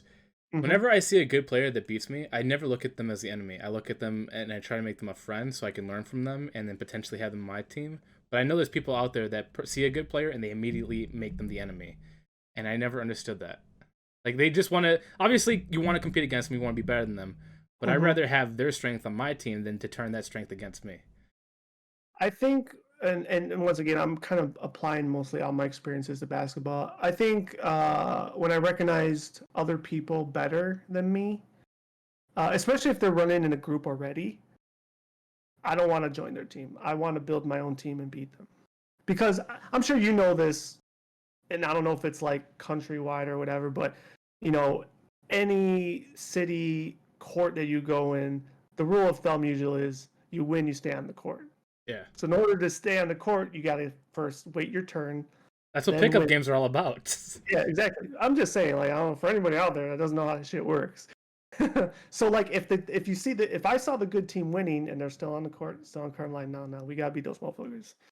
So I don't want that. I don't want to join their team. Like Well, because sometimes you'd be watching them and maybe one dude is tired, so he sits out and they do want to pick up one for one game. Like no, I want to beat y'all. I think you misunderstood what I'm saying. Maybe I didn't clarify it. When I say I want them on my team, I'm saying I want to befriend them in real life and learn from them skills so I can pass them on the court and be better than them, like by versing Um, them. for me, no. I mean, it depends. For me, like I was very judgy. So the way you held yourself through victories and stuff, like even though I probably fall into certain categories too, but like if you were like a total douchebag, I don't want to befriend you off the court because you're probably a douchebag off the court too. See, that's the Uh, difference is that I would use that and I'd just be like, get their skills, and then once I'm done, I just ditch them. so you're the douchebag. Well, I will say, yeah, I kind of No. am. I'm just playing. I'm just playing. I mean, that's what I did with Pokemon Go with certain people. Like, I'll give them rides and learn from them, and once I got past them, I just moved on to someone else. Rock and roll, Sheila. I mean, seriously, that's what I did. But at least I was honest about my, motives. Damn, how did I last this long? I What skills is Josh trying to steal from me before makes me tuck and roll? I used you as a support person to average out you're my social counterpart. um, no, but there are people that whatever befriend and get better with because that is the only way you can get better. If you're playing the same competition all the time and you're you know um the largest minnow in the pond or whatever, like you're never gonna get better. Like you have to play people that are better than you. Yeah, and that's the thing that Even if that means like they just happen to stumble upon your court in some capacity, we'll say it that way, then hey, where else do you go play? Oh, let's go to your court, and then that level of competition just rolls across the board. And you're like, oh fuck, like I suck right now, but you get better. Sometimes sucking isn't just normally because you are outmatched with like talent. No, sometimes it's just like you got to play a particular person or guard a particular person X amount of times till you get their feel, and then you kind of like take over. yeah, it teaches you adaptability. Yeah, exactly. It's kind of funny because like I'm going back to Call of Duty. So the Hmm. person that got me into it, she's a streamer. I was watching her play, and then obviously got my fire reignited, and I started playing. But the one thing I've noticed about, and it's not just her, this is other people I know about, they hate losing, which makes sense. Obviously, I hate losing too, but they get discouraged when they lose, where they want to stop playing. I'm like, in order to get better, you have to take those losses, and sometimes losing is what you need in order to understand what you're missing to get better. And some people just can't take a loss, and they just get deterred, and they're not willing to keep trying because the fear of that loss takes over them. Yeah. Yeah. No, everything you said right. Like you said is right because that is the only way you're gonna learn. Like nobody, not even Michael Jordan, showed up and started winning. Like it took him how many years to win his first championship? So like, Yeah, and then same thing with Tom um, Brady. He was the what's it called, backup quarterback until the main person got hurt, and he was like, "All right, it's and my he time to show up." and he wasn't even a first round draft pick. He was like Yeah, whatever it was, like the 48th round or some weird shit, if that even exists. But yeah, I mean, losing does suck, but but sometimes it helps you grow. no, it is the only way you grow. I mean, I don't know what else to say on that except like I don't want to like talk negative on those type of people because um, it sucks. But you can't just quit. Yeah. I mean, you can. Obviously, they do, but like, I mean, But then I that don't just know when. shows I that don't their know when. I competitive don't know spirit when they're didn't gonna take get over. better. Huh? Yeah. Well, that just shows that they weren't really competitive. Yeah, I guess so. Yeah, you could come to that conclusion for sure. But it's just funny how when you're truly competitive, even though you don't, no one ever wants to lose, you accept those losses as a lesson. And I love how just like when I say competitive as like a general term, obviously it applies to sports, whatever. But it's like one of the weirdest lessons in life. Like you do this for a sporting thing or a competition thing, but that loss can help you in life too. Like people lose Yeah. in life, people lose friendships, families, and that loss in sports can teach you how to get over that in real life too. I thought that Mm-hmm. was weird how they can correlate. For sure. Except for school. If you get an F, you're fucked. Stands for failure, and you need to get your future in order. Yeah, right. But no, yeah, it's all very, very, very true. It's funny. Now that you think about it, I've never looked at my report card as like a loss. Well, talk about giving up in school and report cards. Because like all through grammar school and most of high school, I always was an AB student. It wasn't until college I rebelled. And I had algebra trig. No, I'm sorry, it wasn't even algebra. I think it was just straight trig. And that's when I was becoming defiant. And I said, I don't need to know this shit.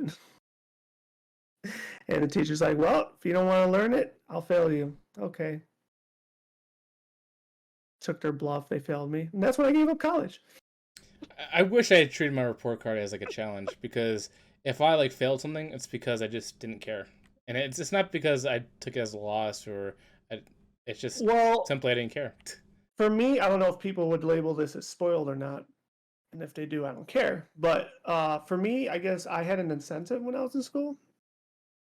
My brother had the same incentive, but I guess he didn't care. But They paid you if $50 for an A or something like that. Or, kind of not for a single A, but kind of similar to that. Like if I got honor roll, which was all A's, B's at the time, and I think it was called principal scholar if you had all A's. If I did that, I was promised at least one new video game for that quarter. yeah, I've That was heard my the incentive as a kid. I heard the pay thing, and once again I'm gonna go back to this. I had the same thing where it's like you get $10 here or there, and that didn't interest me enough. I just if I didn't care about the subject, I didn't care to be good in it. Well, I guess I was more passionate of video games than you were. You definitely were. Like like I said, during the height when I was in WWE, my aunt offered to take me and my cousin to WrestleMania, and she bought tickets. It wasn't big enough incentive for me to get A's and everything. That's sad. My cousin went and he took a friend. It just wasn't a big enough incentive for me. I'm like, if Hmm. I don't care in it, you can put the biggest thing I want over my head. I will not study something I have no interest in. Interesting. Like come back to preference. Like I know, I sometimes make fun of you and like, oh, you're just, you're a hard, passionate supporter of Nintendo, and I like to criticize it. I'm also like, and that's why I also say I respect it because I'm the same way when it comes to other things. Is there's something I don't like, I will not do any effort to get to know it. I feel like I'm trying to think of like what it was that I didn't like, but I still pushed myself to get through it. Can't really think of a comp right now, but I know it's happened. Um, and I'm not gonna sway your line of thinking, but I think sometimes like at least my line of thought is like, well, I can't half-ass this one thing, otherwise I lose it all, right? So I had to force my way through it if I wanted to get what I wanted to get. So that was still motivation, despite me not really liking a particular subject. If that makes sense. Yeah, Um, motivation is key. And like I said, yeah. I wish I had a different approach to how I did certain subjects. Hmm. Like, for example, math, didn't care for it, still don't care for it, but Hmm. it's important. And I wish I took more of an effort to learn it. Yeah. I felt like, dare I say, I loved math. But definitely math. I don't want to say enjoyed, but I was good at it. I don't know. I think probably like social studies and history for whatever reason I just didn't take towards. See, for me, Uh, social studies, history, science were three subjects I always I got A's in because I liked it. yeah, science was okay. Probably arguably probably one of my harder ones, but which is odd because there's more of a math correlation there. Another thing that Re- I'm sorry, go ahead. oh, the other thing that I guess you could say I struggled with was not reading, but reading comprehension. Um, because I would interpret my readings one way, and the teacher would be like, "No, that's not what it meant." I'm like, "Well, fuck you. That's what I thought it meant." So I had the opposite. My reading comprehension was apparently really good. My reading, though, on the other hand, was opposite because I have dyslexia. But I learned something about myself that a teacher told me. They said usually people that are dyslexic needs bold letters in their things. So what I did was in certain parts of like notes, I always made the first three letters bold. And for some Hmm, reason, my brain was able to put all those words together so I could speed read through all of it and still understand it. interesting. But then at the same time, one thing I didn't care for was writing, and I regret that severely because what's social media? It's writing. What's one thing you want to do to take notes? Writing. And I take notes all the time now, but if I want to give it to somebody else, most likely they won't be able to decipher my cryptic Yeah, message. yeah. Well, I think writing too is how can I put it? I guess I want to say it wasn't one of my strong points. Like I grasped a lot of the rules, but there's also different types of writing, right? Like there's no There's like story for writing, there's bulletin exactly writing. exactly like the proper writing, like what you teach at school to write like an essay. That's usually what you're graded on, right? But like we're just talking about, like there's other forms of writing where you don't have to be grammatically correct or proper or what have you. Like that's why I like I guess RPG so much. Is like I'd see the different types of writing styles and different usage of words, and I think I strengthened my vocabulary over the years because of RPGs. Hmm. Um, Matter of fact, last Octopath I started using mayhap in my vocabulary instead of maybe. So like One of the just funniest shit like things that. that you showed, I think it was a tweet you did recently of Octopath, was I pray to the holy sacred fire, or whatever, you burn, you Oh, bastard. yeah. Yeah, that was fantastic. I was giggling like a schoolgirl when that shit popped up. But it's like it's still funny that you thought it was funny, even though you don't know like the context from the Oh, before it. I think all like if you like I told you, with that adventure game, um, uh, Procession of the Oh, Calvary, they yeah, did yeah, stuff yeah, like that too. yeah. That's true. That's true. Yeah, that's right. So you would have a little bit of insight, but yeah, I was laughing so hard when it came up. I was like, oh, I wish the voice actors actually did it because that little part there was no voice acting. What was the actual line? Because I Um, know I said it wrong. damn, I don't think I have enough. Well, I could go back to my tweet, It was I like guess. something It's by my the sacred tweet. fire. I hope you burn, you bastard. Yeah, it was. May the sacred flame burn you, bastard. Because they're supposed to say, "May the sacred flame guide you," and she's like, "May the sacred flame burn you, bastard." I was like, "Oh shit." But also It going was back so to fun. like the writing too. I mean I know we kind of transitioned from competitive to education, which is weird. But I guess education is Education competitive. can be competitive, Yeah, yeah. because in Yeah, order to be spelling. competitive, you gotta be smart. Like, you ever So, watch Spelling Bees? oh, dude, I always get Holy impressed with all shit! these kids. I'm like, he's a fifth grader, and he can outspell me on an average day. Well, look at that TV show. Are you smarter than a fifth grader? I mean, like, yeah, it's Well, that show it's I could excel in because they teach you like most of it's like social studies, it's also history like things. facts and stuff. Yeah, Yeah, I'm good at that. But spelling, dude, some of these people are just amazing at it. yeah. Like the Rasosaurus. I'm like, how the hell do you spell that? Like, can you please use it in a sentence? Then I'm more impressed that the fucking mods could put it into a sentence. I'm like, oh, Well, they have dictionary right there in front of them. listen here. Let me believe, okay? It's the spelling off the head that's impressive. And the kid's like, no, I don't like that sentence. Give me another one. They're like, Well, I guess to like continue the competitive stuff is that Yeah. so the last 3 years I found out there's something called a hackathon, right? Okay. So it's where all these software engineers, obviously they do what people consider boring jobs, but with the hackathon, all these software engineers from different companies, they all come together and they code and hack each other to like, what you call it, improve their hacking prevention, I guess. But they do in like a competitive setting where they have teams that are trying to beat the other team and get into their stuff.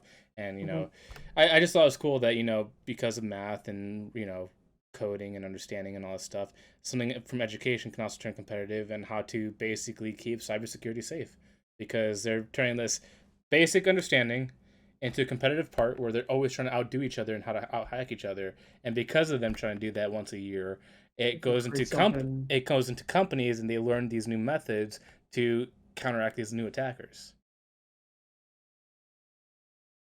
I wish I was good enough to do hackathon. Coders and hackers, there's some that do nefarious things with that could instead use those same talents to do remarkable things. And I think that's what I appreciate about this hackathon. I'm sorry, go ahead. Oh, I was just conclude that with that's the light and dark side of the world we live in. So yeah, but I think that's what's so great about being competitive, is the light side, is that because of this hackathon, a lot of individuals go there, independents go there, and because some of these other hackers are associated with big business, some individual hackers that don't have a job, whatever, they get recruited because of their skills in these tournaments to go to an actual paid company. So their skills, instead of going from bad, they can go to good to help prevent online theft. I thought that was a cool thing, that there could be a positive with competition. They can turn somebody from going into a criminal into a person that can fight crimes. That's true.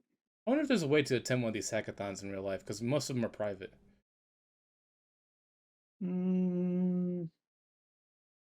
Virtual viewing? You watch them as you just watch a screen that goes like. That'd be the thing that scares me. Who wants to go to a virtual hackathon? That would hack your brain right there and then.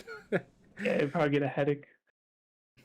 No, but it's just cool that like competitive doesn't necessarily just have to be like a sport or video game. It could be associated to all forms of life to make you either smarter as a person, how to get over certain challenges, like obviously like trading friendships to win, and then also getting over if you get traded. I mean, I'm sure there's people out there that look at the game of life as a competition. The game of life is a competition, okay? And also, sorry, they go hand in hand. Yes, they do. Mousetrap. But yeah, I just thought it was cool.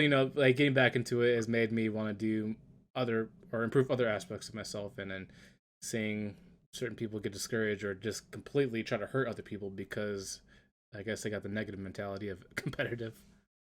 Because I felt bad for Saul Greppo, that he was just getting nonstop assaulted, and his whole team, not just him, his whole team was getting assaulted online because they rather see anyone else win besides him. And I was like, that sucks. Yeah. But going on to our next topic. Our next and last topic is The Last of Us. So, as we talk about almost every week. Yeah, there's been 2 weeks I think we skipped. But so we're going to talk about the episode of The Mall with Ellie and I forgot her name, Riley. And we're not going to talk about the most previous episodes because Steve hasn't seen it. I'm going to mention a couple things about Troy Baker. But what did you think about the mall scene?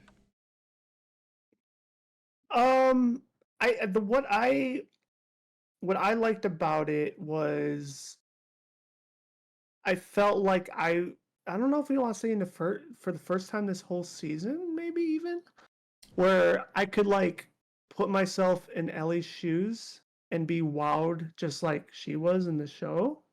If that makes any sense.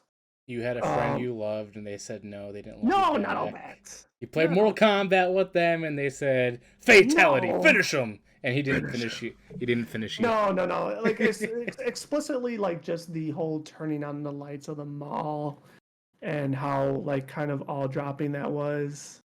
It kind of had those real moments, and then just even the venturing into the mall, right? Because like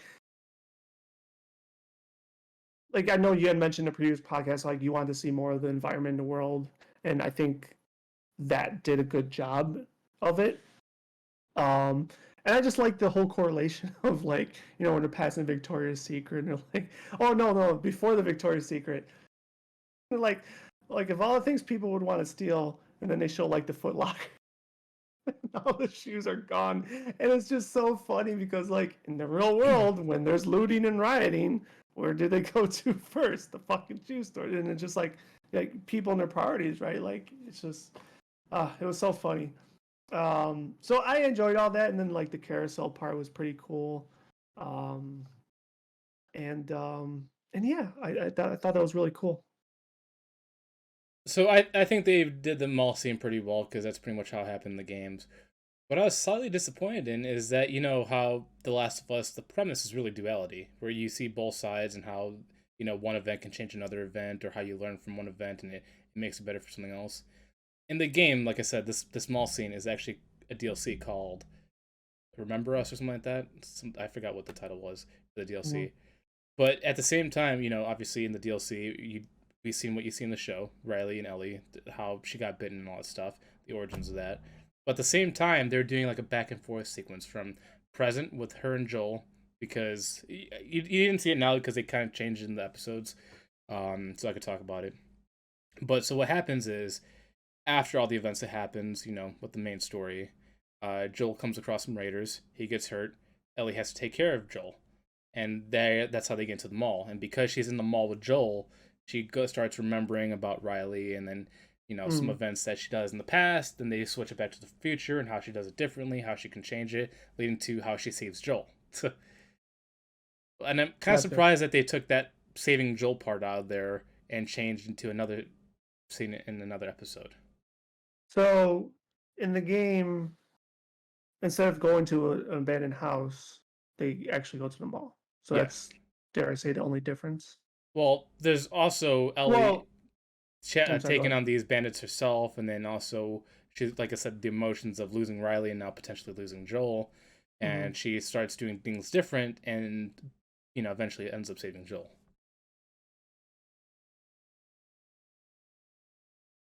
It's just weird that they took that part out, because I feel like they could have lengthened the episode, because you know how recently the episodes have been getting a lot shorter. So it's kind of weird that they didn't show both perspectives of Ellie during her time and then learning the lesson then, versus how she's evolved now to more of a survivor and saving, the person she's close to instead of losing the person. Yeah, they like, it was hard to make that correlation, I guess, and it was kind of like, I don't know if you want to say rushed, but like I know they did explain that in the post episode, kind of what you talked about, the whole staying there to save him rather than doing what he told her to do. Um, I just don't know how. I guess I would have to see it for the game's perspective on how exactly her flashbacks help that conclusion, because based on what they show in the episode, like there is no correlation, right? Like it's just like just showing how she lost somebody. It's like, okay, I hate to say big whoop, but how does that? Well, the correlation is the comparison. It basically same environment, same setting. The only difference is, instead of losing Joel like she lost Riley, she gets to, because she's stronger now, she gets to save him from the infected and other bandits. Like, they're basically, like I said, the side by side is her repeating the same incident but having a different outcome for both. I don't know. Like, I thought the episode was like the timestamp of it, to me, like without knowing the game, and now knowing the game, like, dare I say it's irrelevant, because even in the game's perspective that you're sharing, like the flashback is exactly that. It's flashback. They both happen in the past, so the timing of when they want to include it into episode. No, dare I say, with Joel, that's current present. That's what I'm saying. The events are out of order because of what happened. It's only present to the extent that that's where she takes him, but the flashback is a flashback. Well, yeah, but I'm saying that they use that flashback as the correlation of, what the event she happened before and how she changes the present. I understand what you're trying to say. Like in the game, they naturally progress to that flashback because that's where she's at. Like, I get that. But like, for them to just use the flashback sequence in the episode where they did it, to me, is like, you could have plugged that in any point in the season. Technically, in theory, you could have plugged it in episode 2. In theory, because you started with Joel's origination story and then fast forward, they could have did the same thing with Ellie. You could have plugged that right in episode 2 and it would have been fine. I would disagree, but go ahead. I think you disagree because you know how it started in the game and that correlation. But me not knowing the correlation, it would have been fine just there. The fact that that is supposed to help her make the decision to stay there and save Joel rather than go back and get, what's his name? Tommy. That's where I felt like the ball was dropped. Like, it just... Like, it was not necessary. Like, I didn't need to see that flashback for her to make that decision. Does that make sense? I kind of lost you, so I'm just gonna say. And that's fine. I mean, like, I just... Like, that beginning... Like, I know, I guess they had to reveal whether Joel was fine or not, but, like, that didn't even need to be an episode. Like, that could have been an episode 3, right? Like, just straight up 100% flashback.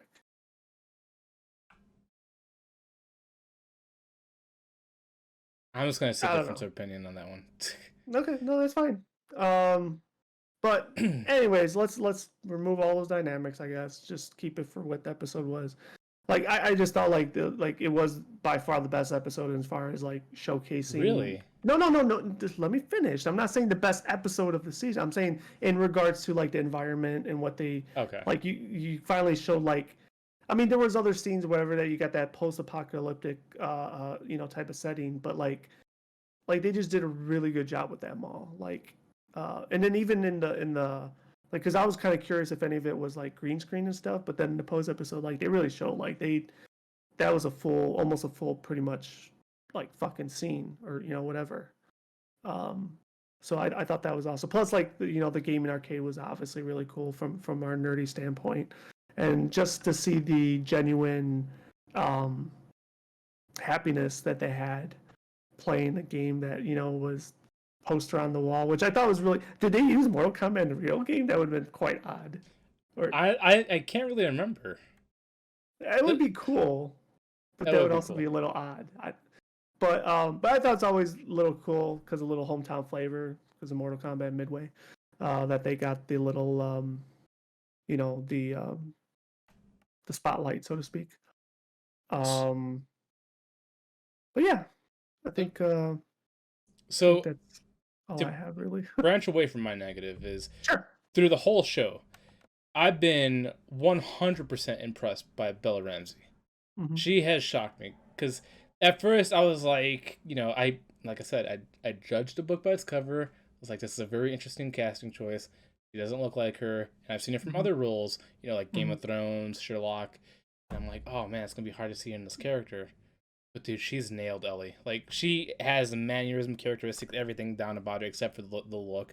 But even the look is like, for some reason, it's not that far off. Like, obviously the face is a little different, but like everything else is just spot on. And I'm just like, dude, she nailed this role, and I hope she gets more credit than she's getting, I hope she gets more credit than the hate she's received, because a lot of people are still bashing her, and I don't understand why, because she's literally the best actor in the show, in my opinion, or actress. I mean, I guess you're coming across a lot of things that I haven't. But what are they really just bashing? It's just looks on her because of her looks. Still? Yeah, it's the stupidest bash that I've ever seen. Yeah, it's pretty pathetic. And luckily, she's taking it like a champ. Because, she's not letting that take her down. Yeah, I'm trying to think of like an Oppo where like they casted a very damn good lookalike, but then the acting sucked horribly.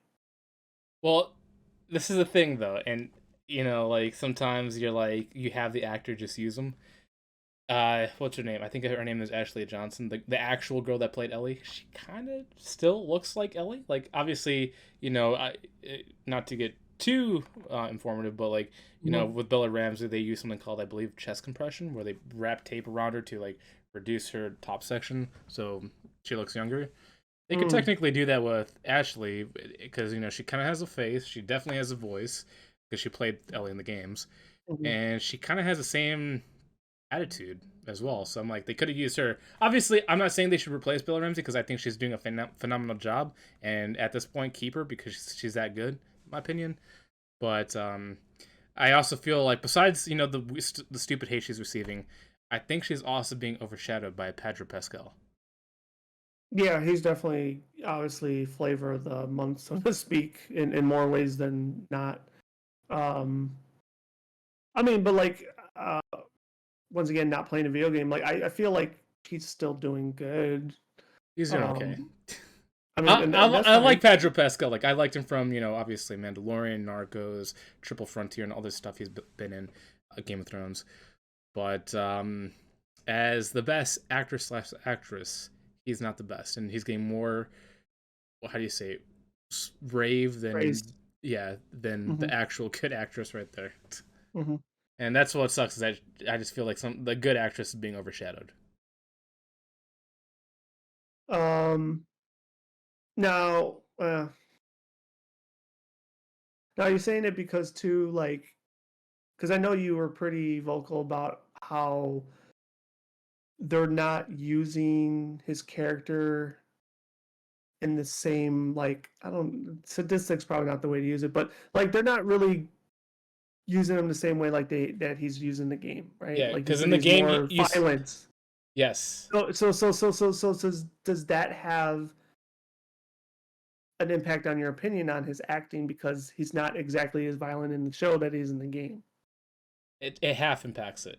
Okay, The other that's what I half was is thinking. he's not as compassionate to Ellie as he would be in the game.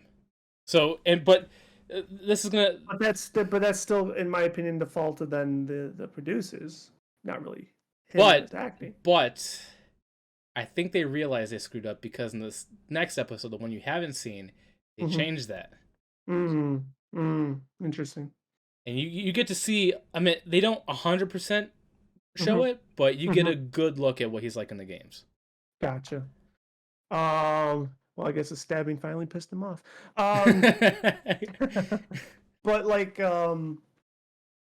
But like going back to like your comparisons to the game, and we kind of talked about like how they were going to um have them, how can I put it, build that chemistry, right? Like a lot of that was missed, and like finally it was like those, in my opinion, those episodes where she started joking around with them to kind of get that little smirk, and then finally that laugh at the end of the episode with the diarrhea joke. Um, like yeah, they like in comparison to the game, like I don't know how long that lasted and when they really Oh, had. she built it up even in the second one. She does stupid things like that. But that's So just her like joking nature. yeah, so like I don't know how long he hit it to be like no, fuck you, I'm the hard ass, right? Like So from um episode 1 to 2 is when he was like that. After, like I said, the Bill sequence, the episode 3 where they should have showed them going through school and all that stuff. That's when he starts to get closer, and I feel like they pushed that relationship back until this very most recent episode. Like you can obviously see a little connections, it's him getting a little closer, but it wasn't until this most recent episode where you start seeing the relationship fully come to what you assume it would come to. I mean, yeah, the only thing, even though I haven't seen it yet, that That's why I'm being vague. no, it's fine, and obviously I appreciate that, but like since I haven't seen it, where I want to like I guess quickly rise to the defense, it makes sense to the point where it's like, okay, well, fuck, I'm being a hard ass on this chick. I won't say for no good reason, but like he's being a hard ass. But now she goes to this extent of basically saving his life by stitching him. Like, if that's not going to change your perception, then what the fuck will? You know what I'm saying? So like, for it to finally happen, and maybe in a very drastic way, I think that's kind of like natural if somebody does that for you. You know what I'm saying? Like, I don't know. That's just my opinion. Yeah, I don't know. Well, like I said, if this was just a normal story, it'd be okay with me, but because I have the game, that's why it's more of like Yeah, a personal you're dislike harder, because you're a harder critic. yeah. Yeah. So that like if I was just an average viewer, that's why it wouldn't bother me so much, and that's why I don't think I'm as harping on it as much because I understand that part. Hmm. But I am glad that they're showing Joel's true characteristics in this recent episode, because like Cool. he's a nice guy if he loves you, but if he doesn't Hmm. love you, Hmm. Hmm. he's probably your boogeyman. Yeah. So even though I haven't seen it yet, but now I guess I get to, because I was thinking about whether or not I should even watch it tonight or what have you. I was like, no. Now I have the luxury of watching 2 episodes on Sunday, with one of them being the grand finale. So, because it is the final, right? I can't remember anymore. I lost I track think of the episodes. I think it is, unless they're doing one of those weird Game of Thrones things where they're delaying it a week. Um, I hope but I not. don't know. Yeah. Where would you rank last week's episode? So No spoilers. I, Just give that me a number. that's what I'm trying to say. That's what I'm trying to think about how I'm gonna say this because I'm trying to give it a good rating. I Okay. thought that this last episode was the best episode they had, but Oh, only because of how I knew he plays in the games. Like the gotcha. person they have, I think he did a great job for the character he's portraying, and I think Ellie's experience with that character was properly portrayed, and I think both actor and actress did a really fantastic job in this episode, and Pedro Pascal also lived up to his Joel character as well in this episode. So I personally think it's the best episode they've done so far, just because it shows pretty much exactly what happens in the game. Well, the characteristics of all the characters in the game. Cool, cool. Um, but this recent episode, what I do want to talk about, so it's not a spoiler, but well, I guess it is a spoiler, but it's a very very minor one. So Troy Do I Baker, do? Do I do this? no, so Troy Baker is the person that actually voices Joel in the game. He's actually in this most recent episode that just came out, um, which I think is awesome how they had Tommy Joel, they had what's her name? God, what's her name? The leader of the Fireflies. How she was also in there. So I'm trying to figure out is how are they gonna portray Ashley Johnson? I think that's her name, the actress that played Ellie. Because obviously they're trying to bring them all in here as like cameos. Where's she gonna fit into this? Because obviously Troy Baker played a very minor role. He was kind of like how do you say like a minion, I guess. But he did a good job. But it was just funny how in the post recording he was like they came to me and they asked me if I want to be a part of the show, and he was like really excited, but he's like, "Oh, who's this character?" Like it's like he was like almost hoping for a bigger role, and then when he got it, he was like he was happy, but at the same time he was disappointed. I thought that's hilarious. But it also makes me wonder how they're gonna introduce the voice actress of Ellie because it seems like they kind of give them minor character roles that kind of have a story to them as well. Mm-hmm. And it's kind of it. I think that's like a nice little nod to them that they're Homage. Yeah. yeah that they honor them as voice actors and also give them their character a little backstory just so they can also play a part in the show, even though they're really just a side character. Yeah. No, I mean, I think it's cool. I mean, I would hope to think they understand the nature of the business and why their actual voiced characters are casted by real, dare I say that, actors. Yeah, um, but the fact that they get to be in, I think is just awesome. because 'Cause like Troy Baker that's plays a hands-on role with the main character, and just like Tommy, the voice actor of Tommy, he played a hands-on role with the main characters.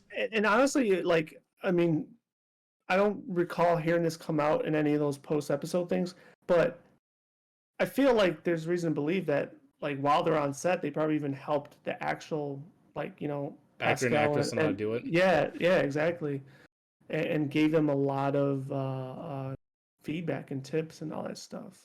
I could believe Uh, it because Bella Ramsey said she didn't really. Well, I think from what I remember, she didn't play the game. So if she is that good at representing the character, she had to have talked to the voice actress herself. Like, there's no way she can become that good without having some kind of good reference. So I could believe that the old I actors even helped though them. she didn't play the game, I have to believe she had to have been fed footage. Like you have to you have to do your homework somehow. Well, that's what I'm saying is like, the fact that she portrays the character so well, I'm like, she had to have extra help, and I'm guessing, I need to look her name up to make sure I'm saying it right, but Ashley, she had to have some kind of training with her because like she is just Probably. perfect. Yeah, probably. I'm looking this up right now. What is the Hmm. voice actress for Ellie, The Last of Us? Okay, apparently they're giving me Bella Ramsey, even though she's not the voice actress for let's see. Can't people, they're confused. Ashley Johnson. Okay, I was correct. Ashley Johnson. I want to make sure because I actually like her. I think Ashley Johnson, she does, she plays a critical role in some other games and some TV shows. So I like her as an actress. I want to make sure I gave her the proper respect. But it's making me interested to see how this last episode is going to play out. Because one, I'm already expecting to be disappointed with how they're going to portray the last episode.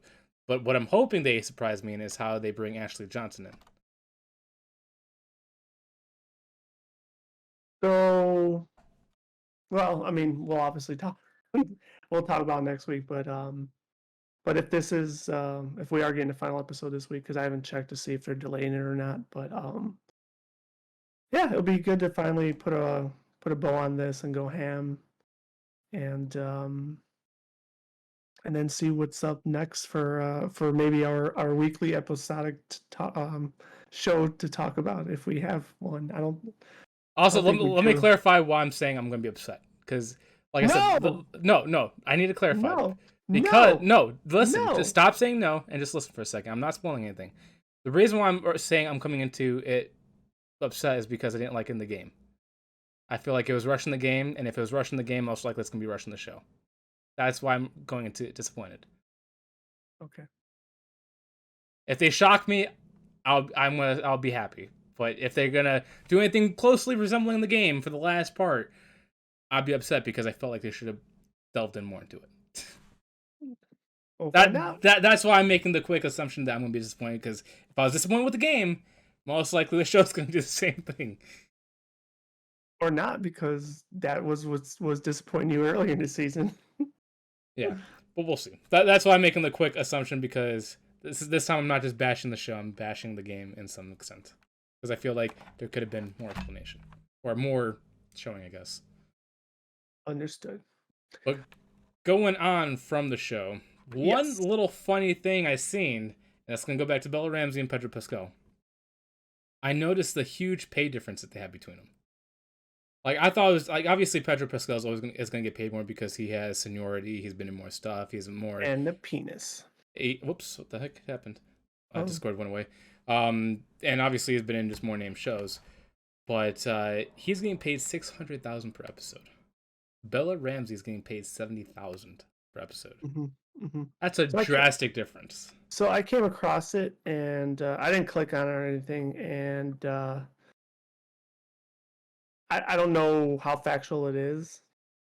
But to your point, I'm pretty sure he does get paid more than her. But yeah, that's very, very crazy. But Like it's not like a half pay increase; it's 5 times more than she's getting paid. oh, it's almost like 1,000%. It's like 900% more. It's obviously surprising to see, but at the same time, like I'm not further surprised because it happens in Hollywood all the fucking time, like all the time. What surprises me though is that usually people outcry for this thing all the time, but no one seems to care. And I'm like, the one time that the actress that actually does a good job, that kind of deserves that credit, no one cares about it. And that's what's shocking to me is that usually you hear, oh, the female's getting paid less and all this stuff. And Yeah, the one time the actress is doing a phenomenal job, no one cares that she's getting paid so much less. I mean, I guess not that it always has to be that the actress needs to care too, but um, I don't know if she's said anything about it. Like, um, I don't know. Well, if I'm going I, to be honest, I don't think anybody should get $600,000 per episode. I think 70,000 is a fair thing.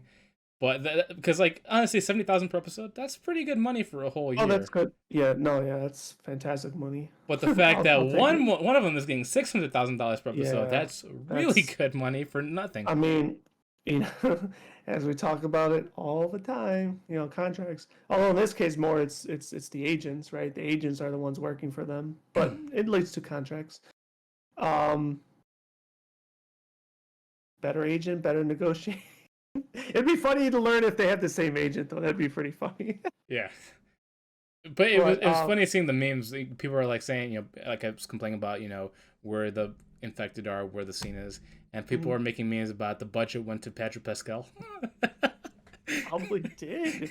I mean, now that you know these numbers, I mean, we talked about that too in an earlier episode where it's like, well, we try to understand it because they have a budget cap and they use it mostly to pay an actor. It's possible. It can be possible. Like I said, I like him as an actor. I just feel like he's getting paid ridiculous amounts for a role that even right now he's not the main star. Mm-hmm. Ellie is. I mean, Ellie's the main character. Yeah, I mean, I understand it, but that's Hollywood, man, and that goes in a lot of different avenues as well. Yeah, it's just shocking to me that I've heard, and this is weird for me to say because usually I have no care in the world, but since I actually like Bella Ramsey right now, I think she's doing a great job. Kind of feel bad that nobody cares. Like it's just weird. Like I said before, if it was any other person, outcries everywhere. Oh my god, this is sexism. Blah blah blah blah blah blah blah. And the one time where it's extremely severe, they're like, eh. Yeah. Especially when she's the main star. I wonder what they got. I kind of want to go back and find that article because I feel like it might be in there, in reference to how much they got paid per episode in Game of Thrones. I honestly think the reason why he's getting paid more is because he's still Mandalorian. Yes. Yeah. 100%. 100%. 100%. That's that Disney influence coming in. And those Disney super agents. Yeah, but it was just weird seeing that because like I brought it to Twitter and then usually the people that outcry actually fought against me like, oh, it's just because he's. I'm like, oh, I get it. If you're in the trendy spotlight being positive, people will defend you even if it's not a good thing. But if it's not trendy, that's when they'll attack you again. Yeah. Because it's just funny seeing people flip flop, and the people that usually outcry are now attacking me for saying that. I'm like, that's kind of weird. Usually, you guys are the ones attacking. It's just like that. Just like the cancel culture, right? Like why they choose to cancel some people when they're not canceling other people. Like the internet's a weird place. Bipolar, man. That's all they are. It is. It is. Like another, not to go straight off topic and shit, but like I've been seeing a lot of different information now recently about like almost like a party trying to cancel and another party not trying to cancel, like Jimmy Kimmel. Oh, that guy's a retard. For his, past blackface. Huh? Blackface. Well, there's that one too. There's that episode, but just even him being on the Man Show and like all the. As now today's all, sexism and everything. And well, also he's creepy. He says really sexually explicit stuff to his child guests on his show. I don't know if I've seen those reels yet, but I don't know if I want to. But it's disturbing. Yeah.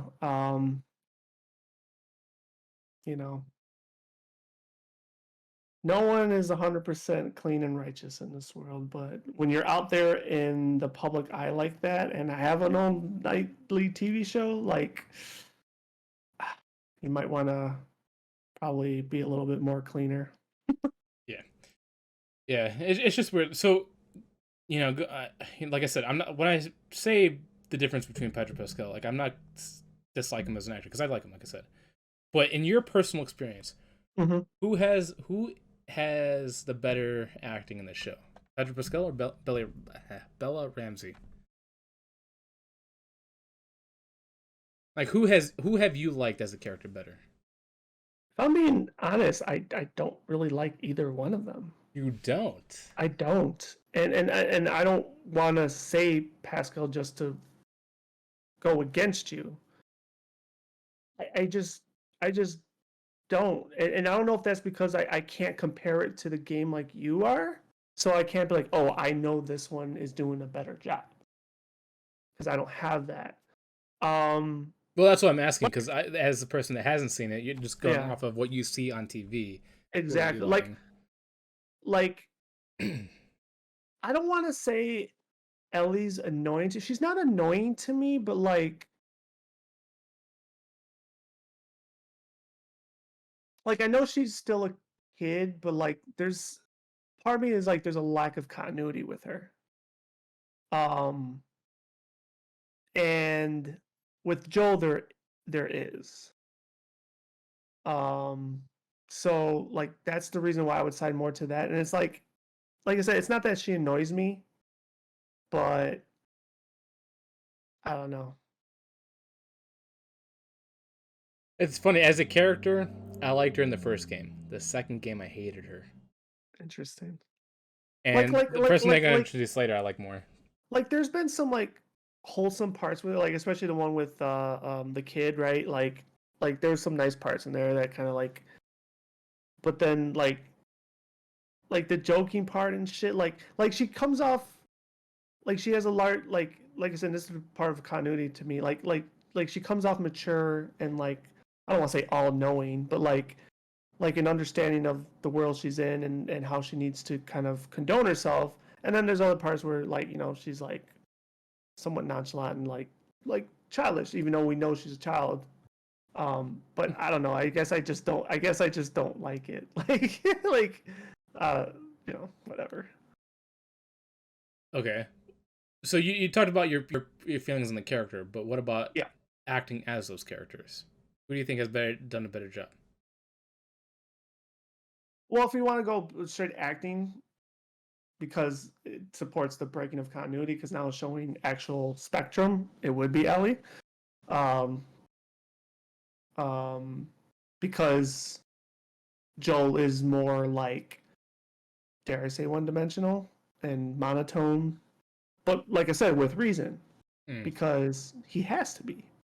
I mean, when you see his, how can I put it, his fear of failing, like that's kind of like he keeps it within himself. Although Ellie starts to kind of gather it a little bit, um, and so do the other adults. But more times than not, his portrayance is like, no, I have to be this guy or else. Um, so that's why like I kind of have that appreciation a little bit more. I think that's one thing I like about the show that the game doesn't show much is that Mhm. it shows Joel with fear, and it almost makes him more likable. Because Interesting. before he would hide that. Yeah, obviously, he doesn't show in the game. It's not Mm-hmm. until the second one that you see it more. But seeing it, you see like little spurts and him coming like going back between how he needs to be versus how he actually is was a nice Mm-hmm. little touch. I think that's the one thing I liked about the show that the game didn't do. Interesting.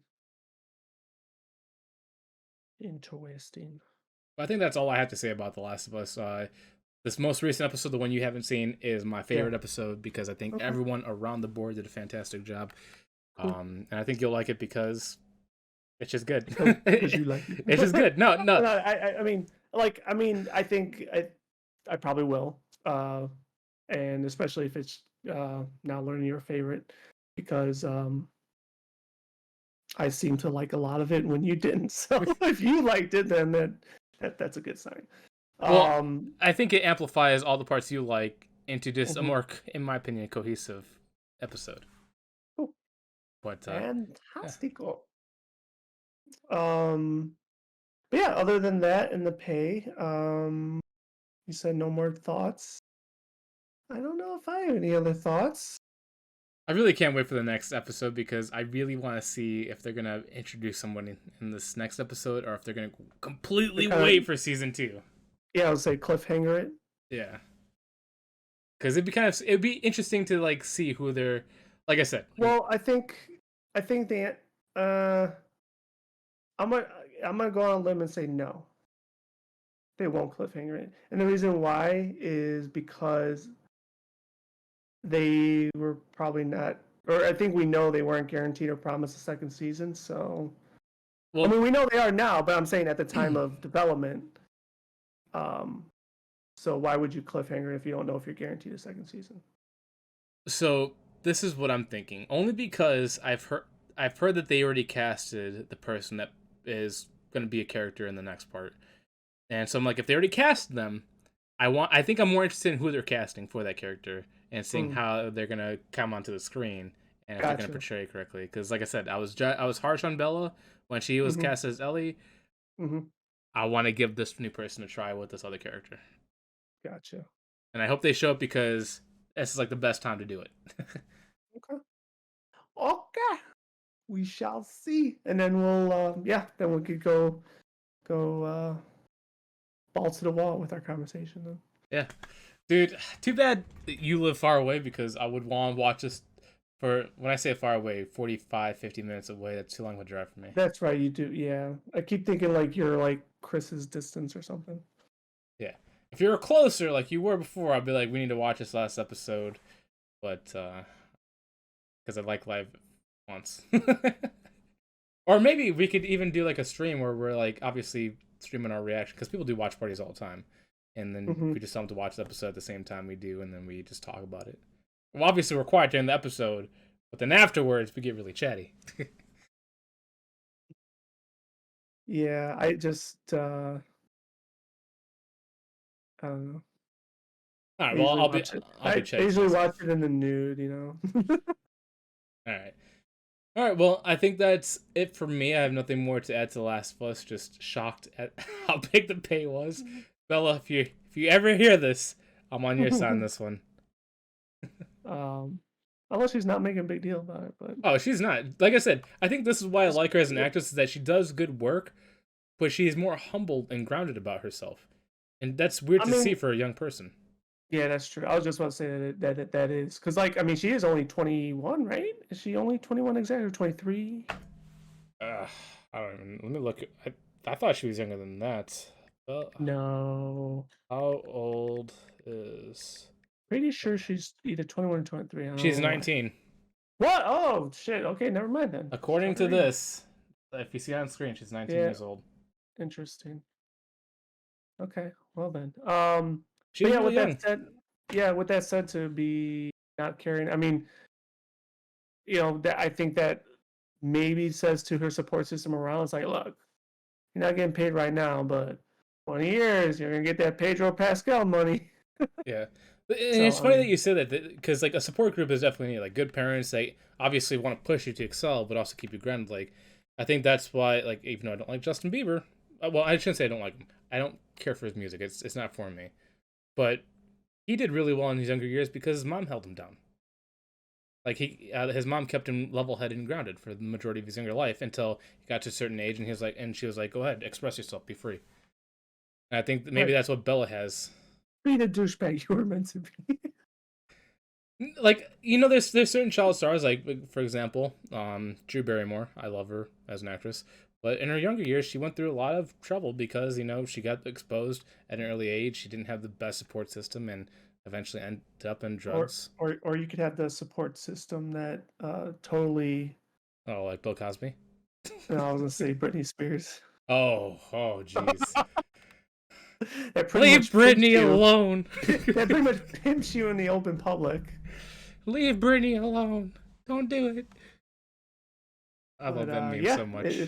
yeah. I mean, it's amazing how the values you learn from your family, or don't learn. Yeah, it's kind of interesting to see that. So Like, did you watch Stranger Things? no, Okay. I wanna. I will probably binge that when this final season comes out. And I did see the article of one. I don't know who the actress is and what she plays on the show, but I just saw it like earlier today that the one of the producers, I think, straight up asked her on set for a threesome. So that just came out. Yeah, well, that's what I was going to lead to. Like having good support system versus not. Some of the actors and Stranger Things, being as young as they are been really grounded, well represented. And then you got some of the people that weren't well supported, like female actress that has kind of gone bonkers. Mm, But that's gonna happen when you're around all those creeps, and unfortunately, not have a good home structure. yeah, yeah. And then the unfortunate part is Hollywood's fucked up. Yeah, and that's the one thing I feel bad for. Like, obviously, I'll never understand. You'll never understand because we didn't live through those lives. But I couldn't imagine being like 10, 11, 12, even mid teenagers, and having full grown adults come at you like you're being worshipped as like a god. Yeah. Like, that's weird. Like, you don't know how. No one knows how to handle it. Even as an adult, you don't really know how to handle that. And you feel Well, bad for even these people. just, I mean, I think we, you're right, we don't know how it feels like, but to the point of how receptive they are to it, like, I think the child's mind at that point arguably is kind of the same as an adult. Like, it's like you think one way or the other. Either one, you are enamored and you like, you just, you go along with it and then you start loving it and become maybe even infatuated to that, or you're just so off-putted and you're like weirded out by it and now you're scared by it, and you know what I'm saying, like it could pull you either which way. It depends on your persona. Kids have personas Well, just like an obviously. adult does. So like, I think sometimes we don't give them as much credit as we do. um Oh, I give them full credit. I'm just saying that the yeah, ones that have support structures get yeah, saved compared to the and ones that get engulfed probably with all 10, that. They just 100%. go Britney Spears. 100%. Yeah, no, I firmly believe that. Like there are the ones that, um, I guess you would call that a benefit, that have those guardian angels, so to speak, right? Um, and then you have the others that really sell them off to the agent and say, "Oh, take care of my child the best you can, and don't give a shit. Just send the checks." Yeah, it's like, And yeah, those are the ones that might get fucked up. that's a real definition of pimping right there. It is. It is. And it's almost widely accepted over there. That's the terrifying part. But yeah. But yeah, But it's the legal way of pimping. but going back, Music go ahead, music sorry. industry is the same way. You could tell with see, that's what I feel bad about. Like I said, I'm not a feminist. Well, at least not to the activist term. But like, I feel bad for a lot of these female artists. Like, I like Ariana Grande. I think she has a fantastic voice. I also like Nicki Minaj. I like her personality. Not so much her music. Same thing with what's her name, Cardi B. I think she's hilarious. But for some reason, they had to be showing themselves in order to be popular. And I kind of feel bad about that. I don't know if they like it. If they like it, that's fine. Do what you gotta do. I was about to say I firmly believe all of them also enjoy it, and this may come off ignorant, but I feel that's the way with a lot of them. I mean, I'm not gonna say all of them, but a lot of them. I could believe most of Because them enjoy it because they like the attention. I feel, yeah, because it's no different than the run of the mill chicks doing OnlyFans. Yeah, They because know what they are doing. yeah, and plus they want to feel wanted. If they really don't want to do it, I guarantee you, their talent will persevere, Adele, and they could still make their money. No, I'm just being serious. Like, look at Seal, ugly ass motherfucker. Talent still gone through. Yeah, but let's be honest though, guys, like I said, if there's gonna be a Oh, it's difference, harder for guys. Like, we don't even have to go down that road. I would say But it's continue. easier. If you have talent, you can be showcased Oh, more than talent. Oh, yeah. yeah. My fault. If you have talent as a guy, it doesn't matter what you look like. You're automatically in. If you're a girl, you need to have the looks too. Let's be honest. Although I would say I think Except for that Adele. trend. Well, except for, but even now, like you Oh, got, what's that Lizzo. chick's name? Yeah, Lizzo. Yeah, like I mean, some people are into I that. think, huh? Some people That's are into true. that. No, you're not wrong. There's a clientele for Yeah. everything. um, but I'm trying to even think in the past, like how that could be debunked. Honestly, I Um, think she is just a propaganda thing at this point that they're trying to showcase something to get people into themselves. So instead of improving themselves, they can stay down while these other people are staying ahead of themselves. I think she's just a little. I'm trying to figure out a way to not insult her, but just basically a prop at this point, just so she can stagnate people from improving. Because let's be honest, why would you want all I these don't. people competing with you if you can show them that and be like, oh, you can be successful if you're that way? Uh, no, I don't want to agree with you there. That's fine. I think that's the reality though. No, I don't think so. I don't think to that extent. Like, Like, let's be honest. Is her music good? Is she a fantastic dancer? No. you're such an asshole.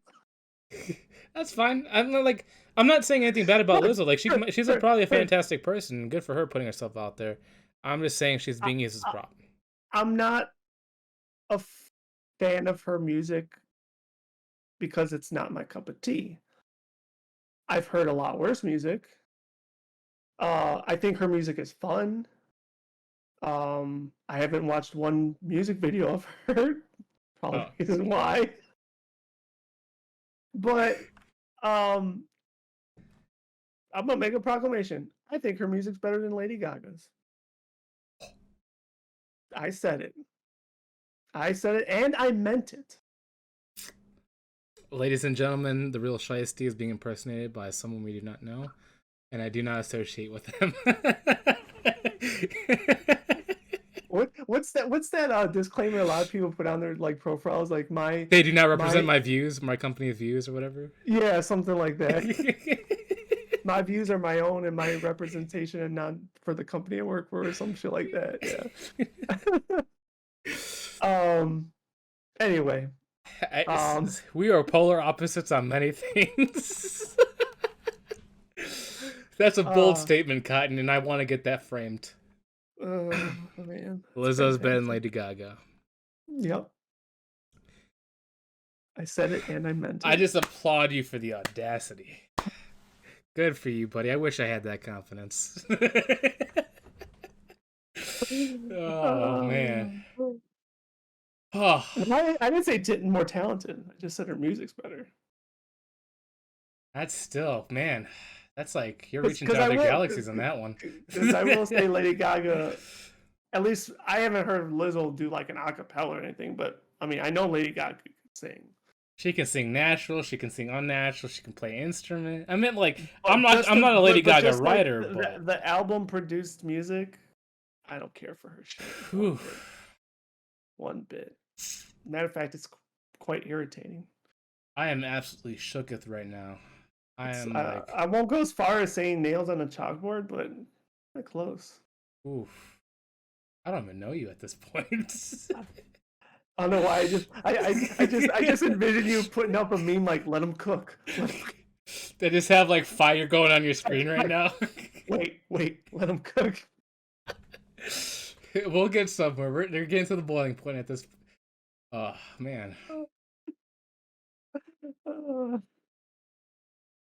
I think that I can officially say I think out of all the original thoughts I've ever heard, that might be the most original. I don't think I've ever heard anyone ever replicate those same words. So that's good. I can put on a T-shirt now. Is what you're saying? Yeah. Also, put on the back of it, put a Target too. It's fine. I just don't want to get sued by Target. Target. But to be fair, there's many people out there that have singing talents. It's just you don't want to watch them. Like for example, I like Sam Smith. I like his music, but I will never watch his music videos because he is weird. I don't know if I've seen any of his music videos. Honestly, I dare you to watch them. I mean, I'll watch them. It's not really a dare. Watch. I mean, give me one to watch. Okay, hold on. I gotta figure out the song. But there are some songs from him that I do like. Like his most recent one. I don't know who's on it with him. Like the first time I heard that song, I mainly just thought strip club, and I don't know if the music video is relatively. Is it Unholy? Yeah, Unholy. That's the one. Watch that video. Oh, you want me to watch that video? Okay, I'll watch that video. I've never seen it, but like the first time I heard it, I'm like, this is straight up a song I would hear at a strip club, probably on repeat. I mean, it's definitely a strip club music. It says, "Daddy's at," or what's it called? Dad or Daddy's not even the lyrical concept of it. Like just the structure of the beat. Like I'm like, well, the video matches. Oh, well, now you ruined it for me. You wanted me to watch it, so. Well, you're gonna see But maybe you're into that stuff. Maybe you're into guys. But who knows? What? No. I'll still watch it, but no. This is the one thing, and I don't want to come off rude. Like I said, Mhm. well, it's gonna be rude. I'll just Mhm. say that. But I Yeah, like him as an that's fine. artist. He started off really, how you say it. I don't know if he's gay, but I know he's a crossdresser for sure. But like he came off really, well dressed, and very mild in his expression. But he's gone like full force. I'm out there, titties hanging out, everything. Mhm. Like I'm like, yo, what happened to you, So he's Britney like Spears? extremely flamboyant now.